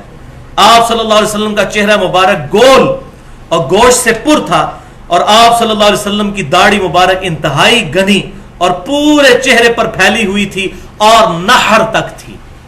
نحر تک، سینے کے الفاظ ہی کوئی نہیں ہے، لیکن مولوی نے 2 نمبری کے سینہ بھرتی تھی. حضور کی اتنی لمبی داڑھی نہیں تھی، نحر تک تھی. یہ اونٹ کو سینے سے نحر کیا جاتا ہے یا یہاں سے کیا جاتا ہے نحر؟ یہ جہاں پر یہ ہلکا سا سمجھے کہ ٹرف بنا ہوا ہوتا ہے، یہاں پر یہ گلے والا آخری حصہ جہاں سے سینہ شروع ہوتا ہے، سینہ یہاں سے شروع ہو کے ناف تک جاتا ہے، یہ سینے کا ابتدائی حصہ. اور وہی انہوں نے ترجمہ کیا کہ آپ صلی اللہ علیہ وسلم کی داڑھی مبارک سینے کے شروع کے حصے پر، ابتدائی حصے پر پھیلی ہوئی تھی یہاں تک. اور یہ الحمدللہ مجھ پہ شرح صدر ہوا ہے. میں وہی بات کروں گا کہ اکثر علماء پریشان تھے کہ صحیح بخاری میں آتا ہے کہ عبداللہ بن عمر مٹھی کے بعد داڑھی کاٹ دیا کرتے تھے حج اور عمرے پر، اور ابو داؤد میں ہے کہ مطلقاً مٹھی کے بعد داڑھی کاٹا کرتے تھے. وہ والی جو حدیث ہے ذهب الظمأ وابتلت العروق وثبت الاجر انشاءاللہ، اسی میں موجود ہے کہ وہ تابعی کہتے ہیں کہ عبداللہ بن عمر یہ دعا بھی پڑھتے تھے اور مٹھی کے بعد داڑھی بھی کاٹا کرتے تھے. اور الموطا امام مالک میں ہے کہ صرف اس سال جس سال انہوں نے حج کرنا ہوتا تھا اس سال عبداللہ بن عمر رمضان سے حج تک داڑھی کو تھوڑا لمبا کر لیتے تھے تاکہ حج کے موقع پر داڑھی کاٹیں. تو یہ جو لوگ کہتے ہیں داڑھی وہ حج کے موقع پہ کاٹتے تھے، وہ لمبی انہوں نے 3 مہینے پہلے کی ہوتی تھی. ان کی داڑھی مٹھی تھی. کیوں؟ کہ ان کا یہ ماننا تھا کہ حضور کی داڑھی چونکہ یہاں تک تھی میں اس سے لمبی نہیں کروں گا. جو صحیح بخاری میں 10 حدیثیں ہیں کہ ابن عمر اتنے متبع سنت ہے کہ حضور کے حج کے سفر کے دوران ان جگہوں پر رکا کرتے تھے جہاں حضور صلی اللہ علیہ وسلم رکا کرتے تھے. الحمدللہ. تو داڑھی پر میں نے کافی ڈیٹیل گفتگو کی ہے، داڑھی کی اہمیت اور اس کی مقدار اور اس کے صحیح احکام و مسائل پر مسئلہ نمبر 33 کے نام سے اہل سنت پاک .com پر، وہاں ڈیٹیل کے ساتھ داڑھی پر گفتگو سنی جا سکتی ہے. صحیح خواب نمبر 5 سنن دارقطنی حدیث کی کتاب ہے. امام دارقطنی رحمۃ اللہ علیہ المتوفا 382 ہجری، شروع کے ائمہ محدثین میں سے ہیں. ان کی کتاب ہے سنن دارقطنی جس میں 4898 احادیث ہیں. اس میں انہوں نے نماز والے چیپٹر میں یہ خواب نقل فرمایا ہے، اور وہ کہتے ہیں کہ میں نے یہ خواب اپنے استاد سے خود سنا جنہوں نے یہ خواب دیکھا، اور ان کے استاد تبا تابعی تھے 4 صدی کے اندر. ان کا نام تھا امام ابو جعفر بن اسحاق، اور حدیث کا انٹرنیشنل نمبر ہے 1135، جلد 1 صفحہ 293. اور بریلوی مکتبہ فکر کے علماء نے بھی اس کا ترجمہ شائع کیا ہے، دیوبند نے بھی کیا ہے. بریلوی مکتبہ فکر کا جو ترجمہ ہے شبیر بردرز کا، اس میں اس کا نمبر ہے 1110. وہ ترجمہ آپ خود بھی پڑھ سکتے ہیں. نماز کے چیپٹر میں انہوں نے نقل کی احادیث کہ نبی صلی اللہ علیہ وسلم نماز کے شروع میں رفع الیدین کرتے تھے، رکوع میں جاتے وقت رفع الیدین کرتے تھے، اور رکوع سے اٹھ کر رفع الیدین کرتے تھے. یہ احادیث نقل کی. پھر کئی صحابہ کا نقل کیا کہ ان کا یہ عمل تھا. اس کے بعد وہ کہتے ہیں کہ ہمارے استاد نے، امام دارقطنی خود کہتے ہیں کہ میرے استاد نے جو ثقت تبا تابعی ہیں، انہوں نے مجھے خود یہ بات املا کروائی کہ پہلے میں بھی عراقیوں کے مذہب پر تھا، کوفی نجدیوں کے مذہب پر، یعنی میں رفع الیدین کرنے کا قائل نہیں تھا. پھر کہتے ہیں کہ ایک رات میں نے نبی صلی اللہ علیہ وسلم کو خواب میں دیکھا، اور آپ صلی اللہ علیہ وسلم کو میں نے اس حال میں پایا کہ آپ صلی اللہ علیہ وسلم نماز ادا فرما رہے تھے. میں نے دیکھا کہ آپ صلی اللہ علیہ وسلم نے نماز شروع کی تو اپنے دونوں ہاتھ کندھوں تک اٹھائے، جب رکوع میں جانے کا ارادہ کیا تو بھی دونوں کندھوں تک ہاتھوں کو اٹھایا، اور جب سمی اللہ لمن حمدہ ربنا لک الحمد کہا تو پھر دونوں کندھوں تک ہاتھوں کو اٹھایا. یعنی وہ تینوں رفع الیدین کیے. تو کہتے ہیں اس سے پہلے میں بھی عراقیوں کے مذہب پر تھا, یعنی رفع الیدین سوائے پہلے کہ کوئی رفع الیدین کوفی نجدیوں کی طرح میں نہیں مانتا تھا. یہ کوفی نجدی عراقی ہیں, مسئلہ نمبر 67 کے نام سے اس پہ میں نے 25 منٹ کی گفتگو کی ہے. تو الحمدللہ یہ خواب, اب یہ جو لوگ کہتے ہیں نا ہمارے بزرگوں نے خواب دیکھے, ان کو کہیں یہ خواب بھی پھر مانے کہ وہ تو ہے ہی آپ کے حنفی عالم تھے, وہ کوفے کے مذہب کے اوپر تھے اور انہوں نے پھر رفع الیدین شروع کر دیا الحمدللہ یہ خواب دیکھنے کے بعد. لیکن یہ اپنے بزرگوں کے مانیں گے. دوسری حدیث صحیح بخاری اور صحیح مسلم کی جو میں نے کہا تھا بیان کروں گا, اور اس کی تشریح بڑی ضروری ہے. بخاری میں 6993 اور صحیح مسلم میں 5920 کہ نبی صلی اللہ علیہ وسلم نے فرمایا جس شخص نے مجھے خواب میں دیکھا اس نے مجھی کو دیکھا, میری شکل میں شیطان خواب میں نہیں آ سکتا, اور جس نے مجھے خواب میں دیکھا ان قریب بیداری میں بھی میری زیارت کرے گا انشاءاللہ. اب یہ جو آخری حصہ ہے یہ ہے اس میں یونیک کہ بیداری میں میری زیارت کرے گا. اب اس میں کہتے ہیں جی وہ بیداری میں کی ہے, جی دیکھیں جی امام سیوطی نے 82 دفعہ نبی صلی اللہ علیہ وسلم کو بیداری میں دیکھا. عبد الوہاب شرانی صاحب لکھتے ہیں المنن الکبریٰ میں کہ میں نے پوری صحیح بخاری مصر میں بیٹھ کے حضور سے خود پڑھی ہے, اور یہ 973 ہجری میں فوت ہوئے, حضور کی وفات کے 900 سال کے بعد کہہ رہے ہیں مجھے حضور صلی اللہ علیہ وسلم بخاری شریف پڑھاتے تھے, اور بخاری شریف اگر حضور سے پڑھی ہے تو اس میں تو موجود ہے کہ یہ سارا معاملات ختم ہو چکے ہیں, خواب کے علاوہ کوئی غیبی ذریعہ ہی نہیں ہے. اگر بخاری شریف واقعی حضور سے پڑھی ہوتی تو یہ معاملات اس طریقے سے ان کے عقیدے ہوتے عبد الوہاب شرانی کے اور سیوطی کے. تو کہتے ہیں کہ جی ہم نے سبکن یہ سارے معاملات حضور سے خود سیکھے.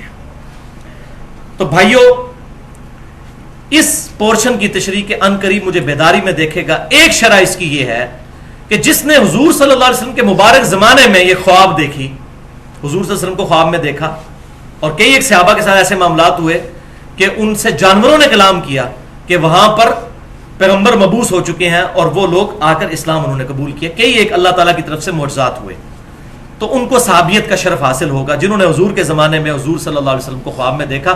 بیداری میں بھی حضور کے ساتھ وہ صحبت کا شرف حاصل کر لیں گے. ایک تشریح یہ ہو سکتی ہے. دوسری ان قریب یعنی قیامت میں مجھے دیکھ لے گا.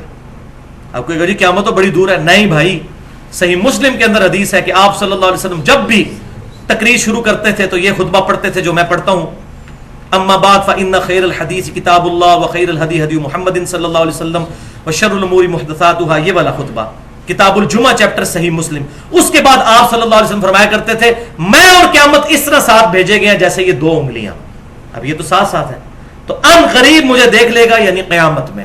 حوض کوثر پہ انشاءاللہ زیارت ہوگی, پل صراط پہ زیارت ہوگی, میزان عمل پہ انشاءاللہ زیارت ہوگی, شفاعت بھی انشاءاللہ نصیب ہوگی انشاءاللہ. اب یہ عقیدہ اگر کوئی کہتا ہے جی وہ آپ صلی اللہ علیہ وسلم بیداری میں دنیا میں تشریف لے آتے ہیں, تو وہ میں نے پہلے بتا دیا سورۃ الانبیاء کی آیت نمبر 95 ہے کہ جو دنیا سے چلا گیا اب قیامت تک دنیا میں واپس نہیں آئے گا. آپ صلی اللہ علیہ وسلم کا جسم مبارک مدینہ شریف کی قبر میں ہے, اور روح مبارک جنت الفردوس میں ہے, اور اس روح اور جسم کا ایک تعلق ہے جو برزخی ہے, جو حیات النبی کا مسئلہ میں نے مسئلہ نمبر 5 کے نام سے اہل سنت پاک.com پر اپلوڈ ہے. نہ بالکل ہم برزخی معاملات کو مانتے ہیں, نہ بالکل دنیاوی معاملات کو, درمیان کا ایک معاملہ ہے جو میں نے اس میں حق بات بیان کی ہے الحمدللہ, جو دراصل برزخی ہی ہے. تو شیطان آپ صلی اللہ علیہ وسلم کی شکل تو اختیار نہیں کر سکتا, لیکن کسی اور شکل میں آ کے جھوٹ بول سکتا ہے کہ میں تمہارا پیغمبر ہوں. اور یہ میں اپنی طرف سے نہیں شرح کر رہا, اس پہ سارے لوگ متفق ہیں, بریلوی, دیوبندی, اہل حدیث, اہل تشیع, ان کی کتابوں میں بھی یہ بات لکھی ہوئی ہے. بلکہ بیداری میں غلام احمد قادیانی نے دعویٰ کر دیا تھا میں ذل محمد ہوں, کیا تھا نا دعویٰ, والعیاذ باللہ تعالی. مجھے کئی لوگ ملے ہیں جنہوں نے یہ بات کی جی ہم نے نبی صلی اللہ علیہ وسلم کو کلین شیو دیکھا ہے, اور ڈرتے ڈرتے خواب بیان کیا. تو میں نے ان کو کہا کہ آپ صلی اللہ علیہ وسلم کو نہیں دیکھا, آپ نے شیطان کو دیکھا. وہ کہتے ہیں نہیں جی ہمیں خواب میں بتایا گیا. اب ان کو اس حدیث کی شرح نہیں آتی تھی. ایک تبلیغی جماعت کے بھائی ملے, بوڑھے, ریٹائرڈ ایئر فورس سے, مجھے کہنے لگے جی میں نے کئی سال پہلے آپ صلی اللہ علیہ وسلم کو خواب میں دیکھا تو میں پھر تبلیغی جماعت میں آ گیا. میں نے کہا جی آپ نے کیا دیکھا؟ تو کہنے لگے جی سفید داڑھی, سفید پگڑی, سفید کپڑے, وہی جو ہمارا ایک کنسیپٹ ہے. میں نے کہا انا للہ و انا الیہ راجعون, مجھے لگتا ہے آپ نے شیطان کو خواب میں دیکھا. وہ کہنے لگا جی حدیث ہے. میں نے کہا الحمدللہ حدیث تو ہم ماننے والے ہیں, لیکن اس میں ہے کہ میری شکل میں. تو بھائی بخاری اور مسلم کی متفق علیہ حدیث ہے انس ابن مالک جنہوں نے 10 سال حضور کو وضو کروایا، وہ کہتے ہیں کہ وفات کے وقت اگر میں حضور صلی اللہ علیہ وسلم کے بال مبارک سر اور داڑھی کے ملا کے بھی گنتا تو 20 سے زیادہ سفید نہیں تھے، 20 سے زیادہ میرے سفید ہیں سر کے.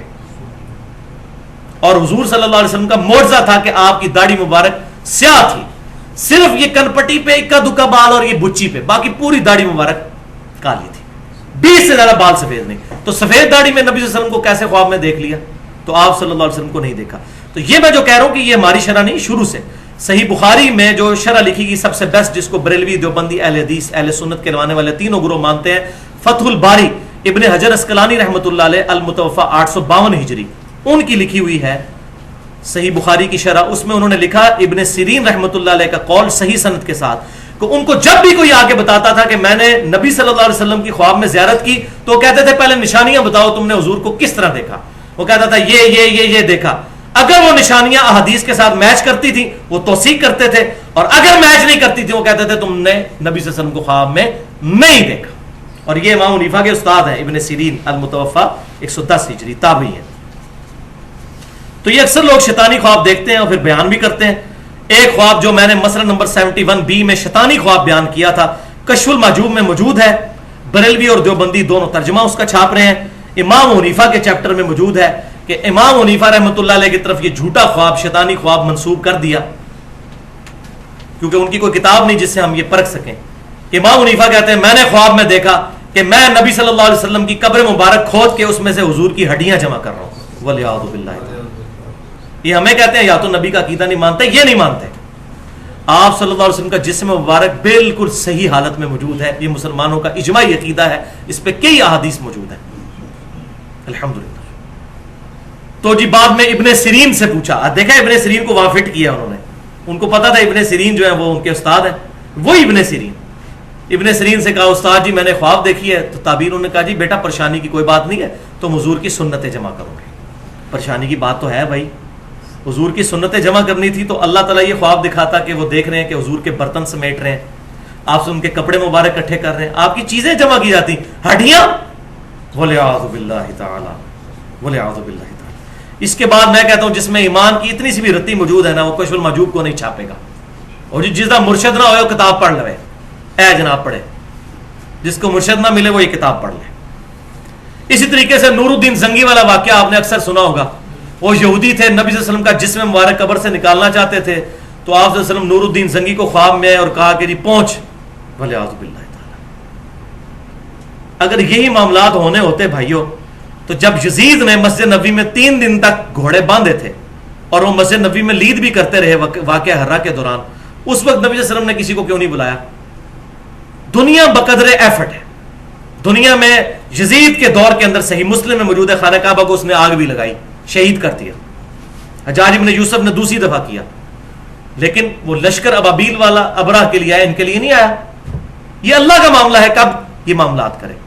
تو نبی صلی اللہ علیہ وسلم کے جسم مبارک کی حفاظت کے لیے آپ صلی اللہ علیہ وسلم کو کسی، تو اب پھر اس میں یہ بول دوں ان کے والے عقیدے سے کہ حضور نے وہ امتیوں سے مدد مانگ لی تو امتی حضور کے مشکل کشا ہوئے، معاذ اللہ استغفر اللہ. تو یہ جھوٹا واقعہ، اس کی کوئی سند نہیں ہے. اس بندے نے واقعہ بیان کیا ہے سمہودی نے، وہ 10ویں صدی ہجری کا بندہ ہے، 9ویں کے بالکل اینڈ پہ پیدا ہوا، 10ویں میں فوت ہوا 911 ہجری میں. اور اس نے جو یہ واقعہ بیان کیا وہ اپنے سے بھی تقریباً 300-400 سال پہلے کا واقعہ، اور سند کوئی بیان نہیں کیا، یہ بے سند واقعہ ہے. میں ساری جماعتوں کے ساتھ رہوں، سب لوگ تھوک کے حساب سے اس طرح کے خواب بیان کرتے ہیں. آپ دعوت اسلامی میں یہ سبز پگڑیوں والی جماعت میں چلے جائیں، انہوں نے پوری کتابیں چھاپی ہوئی ہیں دعوت اسلامی کی بہاریں، اس میں اتنے واقعات ہیں کہ جی نبی صلی اللہ علیہ وسلم ملتان اجتماع میں آئے اور ساروں کے لیے بشارت فرمائی کہ سب بخشے گئے جتنے اجتماع میں آئے، اور سارے کہتے ہیں سبحان اللہ. ٹھیک ہے جی. اچھا، تذکرہ صدر الشریعہ، مفتی امجد علی صاحب کے اوپر ایک کتاب لکھی ہے الیاس قادری صاحب نے، جنہوں نے بہار شریعت لکھی، مفتی امجد علی احمد بریلوی صاحب کے خلیفہ، ان پر لکھی ہے کہ ان کی اس کتاب کے اندر ایک بزرگ کا واقعہ لکھا کہ وہ بزرگ بیمار ہو گئے تو 40 دن تک حضور صلی اللہ علیہ وسلم اس بزرگ کی شکل میں آ کے ان کے شاگردوں کو جو ہے وہ پڑھاتے رہے. یعنی اب حضور کہہ رہے ہیں میری شکل میں شیطان نہیں آ سکتا، اس بزرگ کی شکل میں جب آئیں گے، نبی صلی اللہ علیہ وسلم کی شکل مبارک سے بڑھ کے کس کی شکل خوبصورت ہو سکتی ہے؟ وہ کسی امتی کی شکل میں آئیں گے. وہ شیطان ہی آیا تھا اصل میں، اگر آیا تھا تو اس قسم کے واقعات لکھتے ہیں. اس کو وہ کہتے ہیں جی دعوت اسلامی کی بہار ہے. بالکل اسی طریقے سے ہمارے تبلیغی جماعت کے بھائی جو ہیں, رائے ونڈ والی جو پارٹی ہے, وہ بھی اس طرح کے واقعات, اس کو کارگزاری کا نام, جی جماعت آئی کارگزاری سنیں, اور ان کے عام آدمی کو کہتے ہیں جی ہمارے بزرگوں نے منع کیا, حاجی عبد الوہاب صاحب منع کرتے ہیں, حضرات منع فرماتے ہیں, لیکن حضرات کو یہ حاجی عبد الوہاب صاحب تو یہ نبی صلی اللہ علیہ وسلم کے مشورے سے سارا کام لے کے چل رہے ہیں. یہ کمرہ ہے جہاں نبی صلی اللہ علیہ وسلم تشریف لاتے ہیں رائے ونڈ میں, ٹھیک ہے. شکر ہے میں نے اس کمرے کی زیارت نہیں کی, مجھے بڑا شوق تھا اس وقت, میں بھی تبلیغی جماعت میں تھا, لیکن بڑا رش تھا, میں جا نہیں سکا اس کمرے تک. تو یہ یہاں نبی صلی اللہ علیہ وسلم آتے ہیں, تشریف لاتے ہیں, اور یہ حاجی عبد الوہاب صاحب ان کے مشورے سے یہ سارا جماعت کا کام لے کر چل رہے ہیں. تو یہ وہ بھی بیان کرتے ہیں. اور طاہر القادری صاحب کا خواب تو ماشاءاللہ انٹرنیٹ کے اوپر موجود ہے. انہوں نے یہاں تک کہہ دیا کہ جی نبی صلی اللہ علیہ وسلم نے واپسی پہ مدینہ شریف جانے کے لیے مجھ سے ٹکٹ مانگا, اور ٹیکسی کا کرایہ بھی یہاں پر پھرنے کے لیے مجھ سے مانگا, اور پھر وہ کہتے ہیں جی میں نے خواب دیکھا ہے, اللہ کی قسم میں جھوٹ نہیں بولتا, اور میں طاہر القادری صاحب, الیاس قادری صاحب, حاجی عبد الوہاب صاحب, ان سارے بزرگوں کی 100% تصدیق کرتا ہوں کہ واقعی یہ خواب دیکھتے ہیں. اور یہ میں وہ شرح صدر جو مجھے ہوا ہے وہ میں بیان کرنے لگا ہوں, یہ بالکل صحیح کہتے ہیں, یہ جھوٹ نہیں کہتے, ان کو خواب آتے ہیں. دماغ خراب ہے کسی کا خواب بیان کرے اس طرح. تو یہ ٹروتھ بھی میں آج ریویل کر دیتا ہوں کہ اصل میں شیطان ان کے ساتھ کھیل رہا ہوتا ہے. اب آپ کو بات سمجھ آئے گی, شیطان میری شکل میں نہیں آ سکتا, کسی اور شکل میں آئے گا اور ان کو اس قسم کے خواب دلائے جائیں گے. اور اگر کوئی کہتا ہے جی نہیں نہیں یہ رحمانی خواب ہیں اور نبی صلی اللہ علیہ وسلم تو خواب میں آتے ہی آتے ہیں, تو پھر میں وہی علمی جواب اور پھکی والا جواب دوں گا جو میں پہلے دے چکا, کہ پھر سنن دارقطنی میں انٹرنیشنل نمبر کے مطابق 1135 نمبر حدیث ہے. امام دارقطنی نے اپنے استاد ابو جعفر احمد بن اسحاق سے نقل کیا کہ وہ کہتے ہیں کہ میں بھی پہلے خود کوفیوں کے مذہب پہ تھا اور رفع الیدین کا قائل نہیں تھا, پھر میں نے نبی صلی اللہ علیہ وسلم کو خواب میں دیکھا کہ آپ صلی اللہ علیہ وسلم نے نماز شروع کرتے وقت رفع الیدین کیا, رکوع میں جاتے وقت کیا, اور رکوع سے اٹھتے وقت, تو میرے موقف جو ہے اس معاملے میں پھر چینج ہو گیا, اس میں امپلائڈ ہے یہ بات. تو یہ پھر کہے کہ یہ خواب ہے تو آپ بھی سب کے سب رفع الیدین شروع کر دیں, اتنے بڑے بزرگ کا خواب ہے, اور یہ بزرگ کوئی آج کے نہیں ہے, 900,000 سال پرانے بزرگ ہیں, یہ 1000 سال پرانے بزرگ, تو خواب مانے پھر کہیں گے نہیں ہم اپنے بزرگوں کا ہی خواب مانتے ہیں. تو یہ اپنے بزرگوں کے خواب کیا بیداری میں ان کے معاملات مانتے ہیں. اور اس حد تک یہ آخر کے لیے میں نے واقعہ رکھا تھا جو مشہور ہے, ہمارا جو ریسرچ پیپر ہے رسول اللہ کی آخری وصیتیں صلی اللہ علیہ وسلم, ریسرچ پیپر نمبر 1, اس پہ بھی میں نے یہ واقعہ ڈالا ہے, یہ میں اینڈ پہ بیان کر دیتا ہوں. فضائل اعمال کے اندر جو چیپٹر الگ سے فضائل درود اور فضائل حج چھپا ہوا ہے, فضائل حج جو رائے ونڈ سے کتب خانہ فیضی سے شائع ہوتی ہے لاہور سے, واقعہ نمبر 12 صفحہ 166, اور الیاس قادری صاحب جو دعوت اسلامی کو لے کے چل رہے ہیں ان کی فضائل سنت کا چیپٹر ہے مصافہ اور معانقہ کی سنتیں اور آداب, اور اس کا صفحہ ہے 654. یہ پرانی فضائل سنت, نئی والے کا مجھے صفحہ نہیں پتا, یہ پرانی جو میرے پاس پڑی ہے جس سے میں بھی 10 سال تک درس دیتا رہا. اس میں وہ واقعہ نقل کرتے ہیں فضائل اعمال میں بھی فضائل سنت میں بھی کہ 555 ہجری میں نبی صلی اللہ علیہ وسلم کی وفات کے 550 سال کے بعد شیخ احمد رفائی قبر رسول پر حاضر ہوئے اور عربی کے اشعار پڑھے جن کا ترجمہ کچھ یوں تھا کہ اے اللہ کے رسول جب تک میں مصر میں تھا صلی اللہ علیہ وسلم تو میری روح آ کر آستانہ اقدس پہ حاضری دیتی تھی. اب یہ پتہ نہیں کون سی روح ہے جو جسم سے نکل کے وہاں پہنچتی پھر واپس چلی جاتی ہے. اب میں خود آیا ہوں, آپ صلی اللہ علیہ وسلم اپنا ہاتھ مبارک قبر سے باہر نکالیے, میں اس کو بوسہ دینا چاہتا ہوں. تو شیخ زکریا صاحب لکھتے ہیں 90,000 لوگوں کی موجودگی میں, یعنی بیداری میں. ہمارا تو خواب نہیں رفع الیدین والا ماننے کے لیے تیار, اپنا بیداری میں اپنے بزرگ کا 90,000 لوگوں کی موجودگی میں 555 ہجری میں شیخ احمد رفائی کے لیے معاذ اللہ استغفر اللہ, وہ کہتے ہیں نبی صلی اللہ علیہ وسلم نے اپنا ہاتھ مبارک قبر سے باہر نکالا, انہوں نے اس کو بوسہ دیا, اور اس منظر کو دیکھنے والوں میں شیخ عبد القادر جیلانی کا نام بھی ذکر کیا جاتا ہے تاکہ سارے سہم جائیں کہ اتنے بڑے بزرگ نے یہ دیکھا ہے تو پھر کوئی صحیح ہوگا. ان کا نام ویسے ہی ٹھوپ دیا کہ سارے سہم جائیں کہ شیخ عبد القادر جیلانی وہ 11ویں سرکار, تاکہ وہ انکار کر ہی نہ سکے. اور بھائی کس نے دیکھا اور کہاں ہوا؟ یہ 555 ہجری, آج 1434 ہجری ہے, یہ 900 سال پہلے کا واقعہ ہے. آج سے 90 سال پہلے بھی, 900 سال تو بڑی دور کی بات ہے, آج سے 90 سال پہلے بھی مسجد نبی میں 90,000 کا مجمع نہیں آتا تھا. یہ تو شافعات کی توسیع کے بعد اب 4-5 لاکھ تک لوگ آتے ہیں, اور یہ تو ایئر ٹریولنگ کی وجہ سے حج زیادہ لوگوں نے کرنا شروع کیا, ورنہ ایوریج 1-1.5 لاکھ بندہ حج کے لیے جاتا تھا بمشکل. اب یہ 40 لاکھ تک, یہ تو بوئنگ 747 کی جو پروازیں 71 72 میں 1971 سے شروع ہوئی ہیں، اس کی وجہ سے یہ کثرت کے ساتھ لوگ آنا شروع ہوئے ہیں، اور آج 2013 میں 40-50 لاکھ تک 5 ملین تک یہ بات پہنچ چکی ہے۔ تو چور اپنی لنگوٹی چھوڑ جاتا ہے، یہ غلطی ہوگی کہ 90,000 انہوں نے لکھ دیا، 9,000 لکھ دیتے تو کوئی شاید معاملہ سیدھا ہو جاتا، لیکن یہ معاملہ پھر بھی ظاہر ہے اس کی سند کوئی نہیں ہے، یہ جھوٹا خواب ہے جو بیان کیا گیا۔